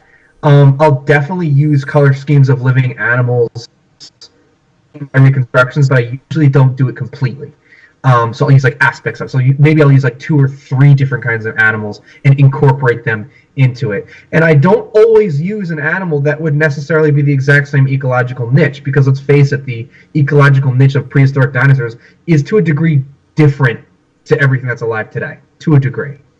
So a good example of that is I did a painting of a Shintosaurus, that hadrosaur with the funky crest that had like that big like unicorn crest for a long time, and then they found the rest of the skull and it looks like it has like a Pope hat now. You know what I'm talking about? Yeah. Yeah. So I did that, and I have a pet. One of my pets. I told you I have a lot of pet salamanders. I have a pet newt. It's called an Iranian spotted newt, and it's gorgeous. It's Google search it if you got a chance. Iranian spotted newt. It's black, white, and orange. That's the color scheme. It's like a black base, white polka dots, and an orange stripe on the back. It's a gorgeous animal. I love the fact that a lot of amphibians, not just that one species, have like a different colored stripe running down the back. And I thought there was like hadrosaurs kind of have a lot of times like a ridge or like a crest going down their back. And it would be kind of cool, like maybe a display adaptation, if they had like a different color running down that length. So I did that. For the face, I referenced a horned grebe, which is a kind of water bird. So those animals are not related that closely to a hadrosaur, and they don't have the same ecological niche to a hadrosaur. But it doesn't mean that hadrosaur couldn't have coincidentally had similar colors to both of them for its own reasons, right? So the newt has those colors because it's poisonous, and it wants to warn potential predators not to eat it, right? Well, the hadrosaur wasn't poisonous, I'm assuming, but it still might have used orange, black, and white, which is what I used on it, to attract a mate. So, yeah, and I feel like sometimes other paleo artists are afraid to do that, and sometimes they might even scoff. It's like, oh, it's not the same ecological niche. Why would you use it? Well, it's the same colors. I'm inspired by the colors. It doesn't necessarily have to be the same ecological niche. Okay, this leads into question number 9 here. How do you try to avoid some of those common pitfalls made in past paleo artworks like shrink wrapping, predated hands, and so forth? And what are some other fallacies and so forth that you have come across in your time as an artist? And as a follow-up to this is regarding copyright thieves. Have you ever had to go after people or organizations for stealing your artwork like many other artists have had happen to? Yeah, well, I'll start with the first part of that question. So, like, common pitfalls like shrink wrapping and the pronated hand. Yeah, like as far as like being a professional paleo artist, I've never shrink wrapped. I've never fallen into that trap. By the time I started doing it professionally, I had stopped shrink wrapping stuff. That's usually when I was like younger and I was copying, dinosaur artwork that I had seen already, like from Jurassic Park and whatnot. And then the pronated hands, that's just a matter of knowing the anatomy. So again, same thing. Like when I was younger and I didn't understand the anatomy of these animals, I would do the hands wrong because that's what I saw other artwork do, and I didn't have access. I wasn't reading scientific papers when I was younger, like when I was like in middle school or whatever. So I didn't really understand the anatomy that well. I was just copying stuff that I saw. But as a professional, like I understand like the anatomy pretty well, and I have thanks to social media and through that networking, I'm pretty close with a number of paleontologists that know the anatomy of these animals a lot better than me. So I have just kind of like what Tyler said, like when you're working with paleontologists so closely, it's they provide a great resource for getting the anatomy right. So the pitfalls for a paleo artist that, and I'm not saying this because I think that, I'm not saying this to be cocky, but like a paleo artist that knows what they're doing, and I hope that's cocky. That shouldn't really be an issue. I've made mistakes before, of course, here and there, but those big ones, like you stated, the shrink wrapping, the pronated hands, that's not really something that I would have to worry about. Copyright. Does that answer your question? Is that cool? Well, so I think to some extent, but The first part. Yeah, the first part was satisfactory answer, but Right, the okay. copyright thief is a different problem altogether. Yeah. So I'm going to go over that now. But yeah, I have. Nothing huge. I know some of my friends who are paleo artists as well have had worse things happen to them. I've never had anyone take any of my work and put it somewhere really big and well-known, like a big franchise, and make money off of it. That's never happened to me. And I know people that has happened to, and I give them a lot of credit for being mature about it and doing everything they could. They didn't deserve any of that. To me, the worst is I've been very fortunate. To me, what happens to me is the worst is usually someone sees it and they'll put it on DeviantArt and they'll trace it. Like that's happened to me. I've quit DeviantArt. I used to be on DeviantArt. I stopped. It wasn't getting me anything. I never got any jobs from it. It was just tedious. And all I ever got was I had 3 people steal my work on there. So one person just copied and pasted my picture. It was of Dryptosaurus. And it was a sketch. It wasn't a finished painting. It was a sketch. And it's one thing that I didn't put my watermark on. And they took it. And then they labeled it as Velociraptor on their own profile. And I was like, that's funny because I have the finished painting that I did, and it's a Dryptosaurus. And they didn't even respond. They just took it down immediately. I had someone else take one of my illustrations. I think it was a Megaraptor that I did. And they just traced it and filled it in on a computer program. But you could still tell it was a different color, but you could still tell it was definitely my painting. And I called them out on it, and they apologized, and they took it down. And then I'm not going to name it, but I wouldn't say it's a super popular website, but a fairly well-known paleontology website that you might know if you're in this community, that I found out and I did it by Googling myself. They have been using my illustrations from Beast of the Week and using it on their own website without telling me. And to be honest with you, if they just asked me ahead of time, hey, we really like your work, can we use it on ours? I would have been cool with that. But they didn't bother to tell me. And when I confronted them about it, they reacted very negatively to me, as I was somehow unreasonable for confronting them about it. So that luckily ended up taking everything of mine, and then they responded, well, we're never going to use your artwork ever again. I'm like, that's totally okay with me. That's fine. So those, I guess, are the 3 that I can think of. But nothing ever happened that was really bad, and no one ever made the line something in that. So you didn't have to. So no lawsuits had to be filed. No, luckily. And I think a lot of that, and I'm not saying that these other artists that's happened to don't do this, but I'm very cautious, and I'm almost extra about it. I put my watermark on everything I do, and I always put my name next to my piece wherever I go, because that even if it's on my own website, I'll say Watercolor Reconstruction by Christopher DiPiazza. Even though I'm the author, I'll say it's mine. So every time one of my paintings pops up anywhere, I always make sure to put my name in the description. And it's not because I'm full of myself, it's because I want to make sure that to deter people from stealing it. And my wife is coming home now. So how many more questions do we have? I've got quite a bunch here, but I'll try to get through them as best I can here. Sure. Okay, here. This one is Tyler, question... you have to get to bed at some point. I have to get up for work. Okay. All right. This one's about how you choose your entries for prehistoric beasts of the website. How do you choose entries for prehistoric beasts of the week? Is it by commissions, requests, or is it your choice? It's a combination. So sometimes my choice just feel like doing it. Sometimes it's a request. People will email me and they'll request stuff. And then sometimes it's something that I think is relevant at the time. So if it's a newly discovered species, I'll do that. Or if it's something that's popular, at the time, 2013, when that 3D, the Walking with Dinosaurs 3D movie came out, I did Paleoartist because it was relevant at the time. Okay, that kind of figures much. I guess your number 3 is about your interviews. Which interview took you the longest time to set up? Who was your favorite interview and why? And are there other paleoartists and paleontologists that you want to interview sometime in the near future? I don't know if there's anyone specific that I want to interview in the future. I think I just kind of see what's going on and who's doing cool work, and whose work I'm most interested in, and I contact them based on that. I interviewed James Gurney, who's the artist that does all the Dinotopia stuff, and he does all kinds of other amazing work too. He was a cool interview. I was excited to do him. That one maybe took, I wouldn't say it took the longest, but that was when I was kind of nervous to contact him about, and I'm glad I did. He's a really nice guy. Larry Felder, I mentioned before, he did a wonderful interview. He did a wonderful interview. He gave beautiful answers that I think are beneficial for anyone who's interested in the field to answer, to read, to take a look at.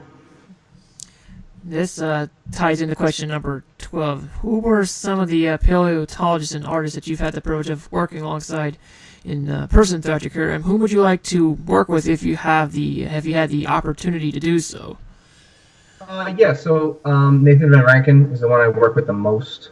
When I was at the Macelands Dinosaur Museum, Dr. Axel Hungerbuehler, Hungerbuehler, that's how you pronounce his name. I did some paintings that they used in their museum, and he was really insightful, especially when it came to putting together reconstructions of phytosaurs and stuff like that. Those are like the two big ones. Again, I don't really have a specific person in mind that I want to work with over anybody else, because I think a lot of the paleontologists do a lot of really cool work, and I'd be happy to work with anyone who thinks my work is good enough to use. Okay, that's pretty cool. All that. This leads to question number 14. What are your most memorable experiences doing volunteer work at the American Museum of Natural History, the Macelands Dinosaur Museum in Mexico, and the Academy of Natural Sciences in Philadelphia? And do you still volunteer at either of these institutions, or do you volunteer also at other ones not listed in my question? Sure. So I currently am with the Academy of Natural Science. That's what I currently volunteer at now. I think the most memorable... texting my wife. My most memorable at the Museum of Natural History in New York was the Pataga Titan, for sure. And then also, I was there at the time that they had the Dinosaurs Among Us seasonal exhibit. Dinosaurs Among Us was... They do, like, traveling exhibits, right? And it started there. And it was an exhibit all about not just feathered dinosaurs, but dinosaurs' relationship to modern birds. And they had a big life-size model of a Eutyrannus. They had a cast of the Eutyrannus fossil. They also had a number of original fossils there. They had some really cool stuff. They had a T-Rex wishbone, which is really awesome. I mean, if that's not proof of a relationship to birds, I don't know what is. That's the exhibit that anyone who doubts that birds are living dinosaurs, and anyone who doubts that certain dinosaurs may or may not have had feathers, should go through that exhibit and read everything. And you should be convinced by the end of that exhibit. It was a beautifully done exhibit, a lot of great information, factual information, and real proof right there. Fossils, real fossils with the feathers right there. It was really cool. And then Macelands Dinosaur Museum, most memorable moment there. That's one of the places. That's where I first learned how to do prep work. And that's the first time that I did like actual fossil hunting with a real museum. So that whole experience was memorable. Being able to pull stuff out of the ground that no one's seen for 200 million years is just awesome. And being a part of that, having my name next to, the person who prepped it or who cataloged it, right next to the little fossil that's going to be going to history and maybe part of someone's research one day is really exciting. That's pretty cool. All right, this one's about references. What sorts of references do you use when you're doing your paleo art? Is it skeletals, modern animals, and coloration, and how often do you do consultation with paleontologists and relevant experts before going to work on a paleo art piece? Every opportunity I get, I will consult an expert if I can. If it's something that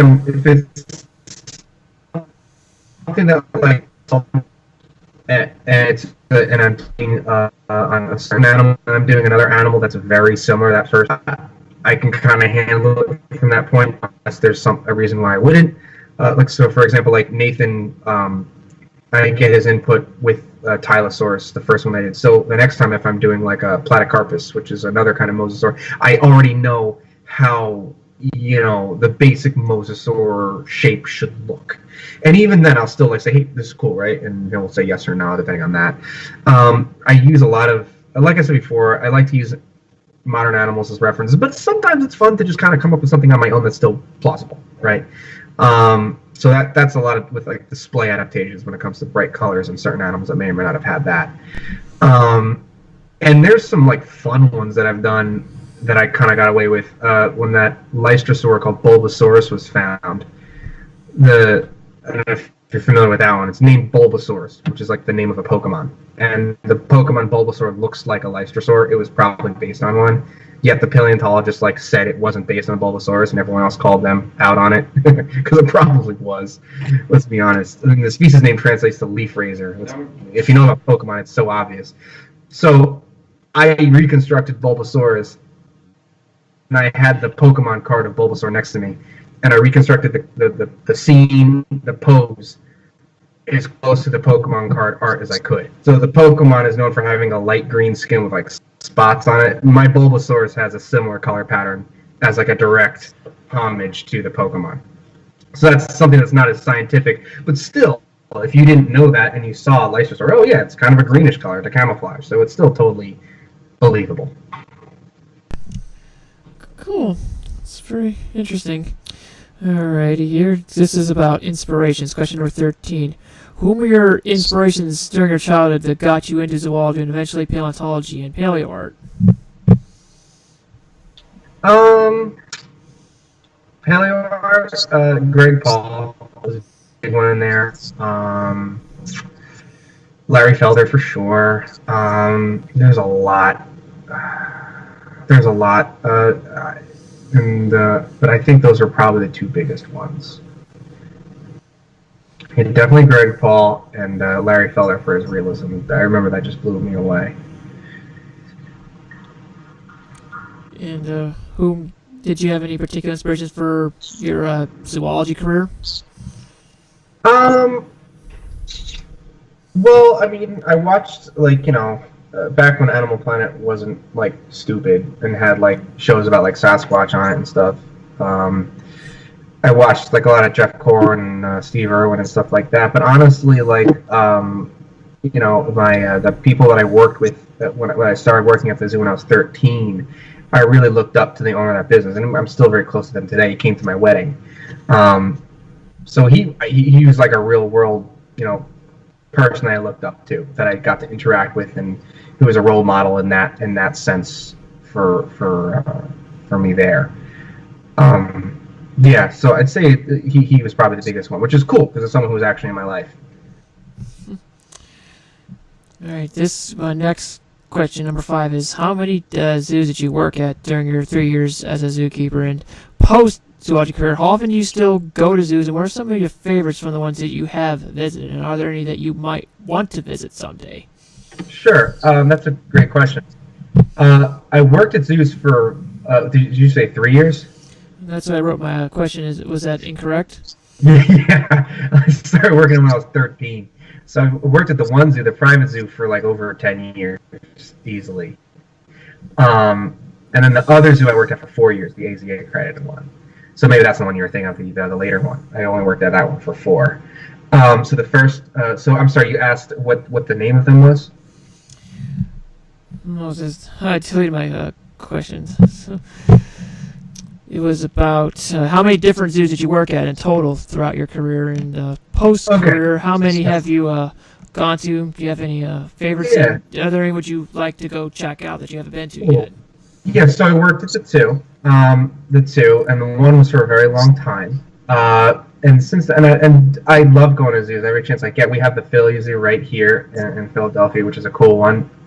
They have some really neat exhibits. The Bronx Zoo I would go to a lot. The Bergen County Zoo is the one that I worked for. The coolest zoo, I mean, they're all cool in their own way. The Zoo Miami in Miami, Florida, really stuck with me. That one was really cool. I went down there several years ago to visit a buddy of mine that lived in Florida, and I'm so glad I went. I wish I had more time there. That was a beautiful zoo. Really cool enclosure and a really great variety of animals. And then going forward, I've actually never been to the San Diego Zoo. I'd love to go there one day, and I'd like to see zoos in other countries too, like an Australia Zoo. Seems like a really cool one to go to as well. Yes, as someone who has gone to a lot of zoos, there's a lot of great zoos here in my own home state of Ohio. From Columbus Zoo, Cincinnati, even the zoo I remember at Toledo. If I'm going to do a little cheap plug here, Toledo, it's the zoo that has the largest crocodile on exhibit in the Western Hemisphere, a 17-foot salty named Baru. Wow, that's pretty awesome. Yep, I'll give you a little backstory on this big fella. He was wild captured in Australia around 2012, 13, he was captured because he was killing livestock, and he got put to a croc farm. He had almost thought about killing him, but then a communications company, got in contact with his zoo, and they purchased the rights to bring this animal to the United States to live permanently. Wow. That's a pretty crazy story. Yeah, his exhibit at the zoo was designed by a panel of the world's leading crocodile experts, including Dr. Adam Britton from Australia. Huh. The fact that it made the trip from Australia to the United States is amazing enough. That's really cool. It kind of stinks that he was taken out of the wild, but, that has to happen. Sometimes that does happen. It's better than killing him, and he's at a zoo where, the people are professional, they know how to take care of him. So, there's that. But that's a pretty cool story. Yeah, indeed. That zoo previously, for many years, actually had a Cuban crocodile on exhibit. Those, I don't believe, are that common in American zoos from what I know. Cuban crocodiles, I've seen them at a number of places. I know the National Zoo has them, and I believe the Bronx has them too. I've seen them at a few zoos. I don't know if that's maybe not unusual, but I've seen them before a couple times. Probably the rarest two that I've seen would be American and Orinoco crocodiles. I've only ever seen them at one location each. American crocodiles in Cincinnati and Orinicos down at the Newport Aquarium down in Kentucky. Yeah, Orinicos, they had the Orinicos in Zoo Miami as well. They were huge. Those are some really, really big crocodiles. But I know Zoo Miami has them. I've seen a lot of many other species. But as far as alligators are concerned, the biggest one I've seen is an 800-pounder named Mighty Mike, who also lives at Newport. Yeah, he's a biggie. They get real big. He's 14 feet, 800 pounds. That's about as big as male alligators usually get nowadays, from what I've read.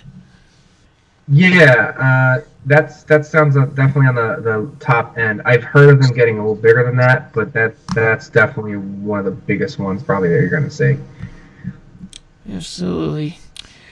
Okay. This is another zoo-related question. Is number 6. How often did you have to debunk myths and misconceptions about accredited zoos during your time as a zookeeper? Oh, all the time. Are you talking about zoos mistreating animals and stuff? Yeah, stuff like that. All the time, and I still do now. I'm kind of big a justice warrior about that online too. The thing is, there's some zoos are not great. There are some zoos that don't take very good care of their animals, but there's a lot of zoos that do, and the zoos that do are very important. I've had a lady, one story that comes to mind, a lady where I was at the zoo, and this lady, she's looking at the tortoises. We have redfoot tortoises in an outdoor enclosure. And she's like, oh, look at those poor tortoises. They're being mistreated. It's like, how, ma'am, I was very respectful. I was like, ma'am, how do you feel that they're being mistreated? Well, look at them. They're in the mud. They're all dirty. And I was like, well, you gotta remember, they're in the wild. If they're out in the wild in the rainforest, they would be on the ground and they would be getting dirty. And a lot of times they go in the mud to help cool off. So they look dirty. They're covered in mud, yes, but that's something that they do that's good for them. And so I think education is a big part of that. The more people see, there's a difference between loving animals or liking animals and knowing a lot about animals. And you can have both as well. But the people that tend to assume bad things about all zoos, really, they have the animal's best interest in mind, but they might not understand everything about how those animals live and what they need to survive and be happy. So that's part of what zoos try to do. We try to educate the public on, here's why this, and sometimes the animal is in the zoo for a really good reason. For instance, we had bald eagles at our zoo that were injured in the wild and they couldn't fly anymore. So they would have died. So instead, we have them at our zoo. We give them as good of home as we can. We feed them. We keep them happy and healthy. And we educate people about them, so they know more about them, and they're more likely to be saved in the wild. And sometimes, especially with endangered species, with AZA accredited zoos, they're part of a breeding program. So unfortunately, some endangered species cannot go in the wild. There's physically, the idea of releasing them into the wild is impossible. Axolotls are basically extinct in the wild. There's nowhere left for them to live. So captive breeding programs have made it so that they don't go extinct. There's plenty of them in captivity. You could even have them for a pet in certain states. There's so many of them. But in the wild, they're basically extinct. Or golden lion tamarins. Golden lion tamarins only exist now, and their habitat is so deforested in Brazil. If we were to take all the golden lion tamarins in captivity and release them, there'd be nowhere for them to go. So the idea is to preserve the animals in a place where we know that they're safe, and hopefully maybe one day in the future there will be enough space for them. I don't know if this is going to happen anytime soon, unfortunately, but that's the idea. So it depends, like I said, not, sometimes when there's an animal in captivity, it is not the best thing for that animal, and it's not a good thing, but sometimes it is, and the animal was having a great life. And most of the time when you see zoos, they are captive bred. Like the story you told with the crocodile, that's an unusual situation, but a lot of times the animals that you see in zoos are captive bred. They're not being taken out of their natural habitat or anything like that. And there are sometimes animals that are brought into zoos because they are orphans in the wild. Some of the animals I've seen in zoos actually were orphaned in the wild because their parents were either died of disease or they were shot by hunters or poachers. Yep. Definitely. Yeah, that's definitely the case. We had a couple animals that was the case as well. Yeah, so either way, they don't have a mother of that species to raise them in the wild, so they couldn't have survived. So now they're like an ambassador, and they help educate people about their wild counterparts, which is okay. That's okay. That's a nice thing. Yeah, a recent example I can actually personally cite are some of the brown bears that the Toledo Zoo now has. They were orphaned animals from the wild. Yeah. All right, guys, I'm having a great time, but it's almost 11 o'clock, and I know my wife wants to go to bed, and I got to get up at 5:15. So I don't want to say we got to stop, but if we could start to wind it down so I won't be dead tomorrow morning, as much fun as I'm having. Chris, I'm going to let you go. This is Mike. Thanks so much. Keep the art coming, buddy. Thank you, Mike. I will. I'm working on Wendy Ceratops is on my list. I know you have that one coming up. Yes, so. I do. Yeah, so that hopefully I can have that one for you. All right, good night. Great, it's good talking to you. It was great to meet you, Chris. You too, Sam, and thank you. Good to meet you. Very welcome. Good night. Thanks for the great questions. I've only got maybe one final question here. It's about museums and museum exhibits. Sure. Okay. Go for it. All right, my question is, what are your favorite museums that you have visited, and what are some of the most outstanding museum exhibits that you've seen? And if you could design one, what type of exhibit would you have in your museum? And the last part is, where can people see your artwork any place outside of the website Prehistoric Beasts of the Week? Sure. Yeah, that's a cool question. And so I guess I'm biased, but my favorite museum of all time is the American in New York City.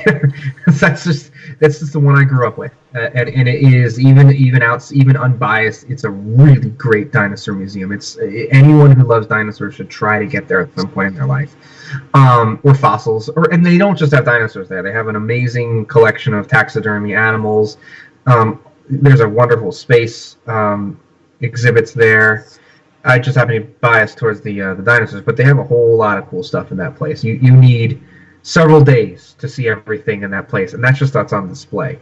So that's probably my favorite. But that doesn't mean that I don't love a lot of museums. I recently went with my wife to the Canadian Museum of Nature in Ottawa, Canada. That was a really cool museum. I had a lot of fun in that place. They had those life-size dinosaur reconstructions of I think it was Vagoceratops and Daspletosaurus on display, which were really cool to see. And they also have a lot of really cool fossils on display as well. They have a big Daspletosaurus skeleton right in the middle of the floor there. They have Carnotaurus, which I had never seen a Carnotaurus mount before that museum, which is really cool. And then, of course, the Academy of Natural Science here in Philly. If not for the exhibits, just for the history. It's a very old museum. Some of the founding fathers, Jefferson's fossils are in that collection, which is really cool. Some fossils that he found. Lewis and Clark's fossils that they found is in that collection. Dryptosaurus and Hadrosaurus are in that collection, the first two dinosaurs recognized by science in the United States. The Mesalands Dinosaur Museum is a great museum. They have they're not large, but they have some really cool, unique stuff. They definitely have a niche that other museums don't have. If you want really good Triassic fossils that you don't see anywhere else, that's the place to go. And then there's the little geology museum on Rutgers. And it's funny because I went to Rutgers and I didn't even know the thing existed until my second year there. It's a tiny little museum. It's on the second floor of a building, but you walk into it. It's beautiful. It has like a, I think it's from like the 1800s or even the 1700s. Correct me if I'm wrong. Anyone out there? But the furniture, the woodwork on those exhibits, it looks like it hasn't. It's not modern. It's old and it's beautiful. And they have cool exhibits. They have a mastodon in there. They have tracks from New Jersey in there. As far as places where you can see my artwork on display, Rutgers Geology Museum has a small mural of mine. There's a small, and I can send it to you in the link in the description. There's a museum in France that has, or will be, I don't know if it's up yet, a picture of one of my Typothorax that I ate a store that I was talking to you about. They're using one of my paintings in their exhibit. Branken uses a lot of my images in his papers and his posters. There is a scientific book, a collection of scientific papers on Pleistocene fossils, where I designed I painted a bison. I think on my head. I think still uses some of my paintings for their education program, so it's not like on display in their exhibits, but you can see it like if you go to like some of their classes and stuff like that. I'm trying to think, I'm missing one. Basically, paints on display too. I have an Orthoceras, which is a mollusk, on display there, and I don't know if they used my Triassic painting or not. I don't know if their exhibit's ready for it, but I did give it to them to use if they needed it. So unfortunately, it's not too much on display. Most of my stuff is like in publications and books and stuff like that. But I would like in the future to get more of my pieces up in museums. That would be really cool. And speaking of books, can you list off the books that actually have your artwork featured in them? It's a scientific. It's a collection of scientific journals. I can send it to you. I don't have it in front of me. It's upstairs, but I can send you the title. It's like a scientific title. It's not like an arts title. Oh, I'm sorry, I forgot about one more. The Old Kingdom. The Old Kingdom. That's a book that's being published, or it's trying to get published now. The paleontologist Jamali. I forget how to pronounce. I don't know how to pronounce his last name. I'm going to butcher it. Ijahad or something like that. I apologize, Jamali. I butchered that. But you know what I'm talking about. He's publishing a book right now. It's in the publication stage. It's called The Old Kingdom. And I have a painting of a Spinosaurus. It's about North African dinosaurs. That's in the works right now, and my Spinosaurus is featured in that book as well. Pretty cool, and I think that's a great place to bookend this episode of the podcast. Yep, thank you. It was a pleasure being on. Yeah, it was my honor to have a Paleoartist on. This is the first time I did a Paleoartist interview with a panel. This was very, very productive, if I do say so myself. Great, I'm glad you think so. I'm really happy to have been on. Thank you a lot. I appreciate it. Yeah, you're welcome, Chris. And like I said, the door's always open for you to come back on as a guest, or as Mike suggested, you co-host with us if you're interested. That would be fun. I have to have the time to put some questions together, some thoughtful questions. But yeah, I'll always keep that in mind. Thank you. Yeah, just let me know if there's anybody that you want to speak with that you haven't had the chance to yet. Thank you. Appreciate it. Yep, you're welcome. And as I always say, this is Prehistory: A Traveler's Guide. I am your host, Greg, signing off.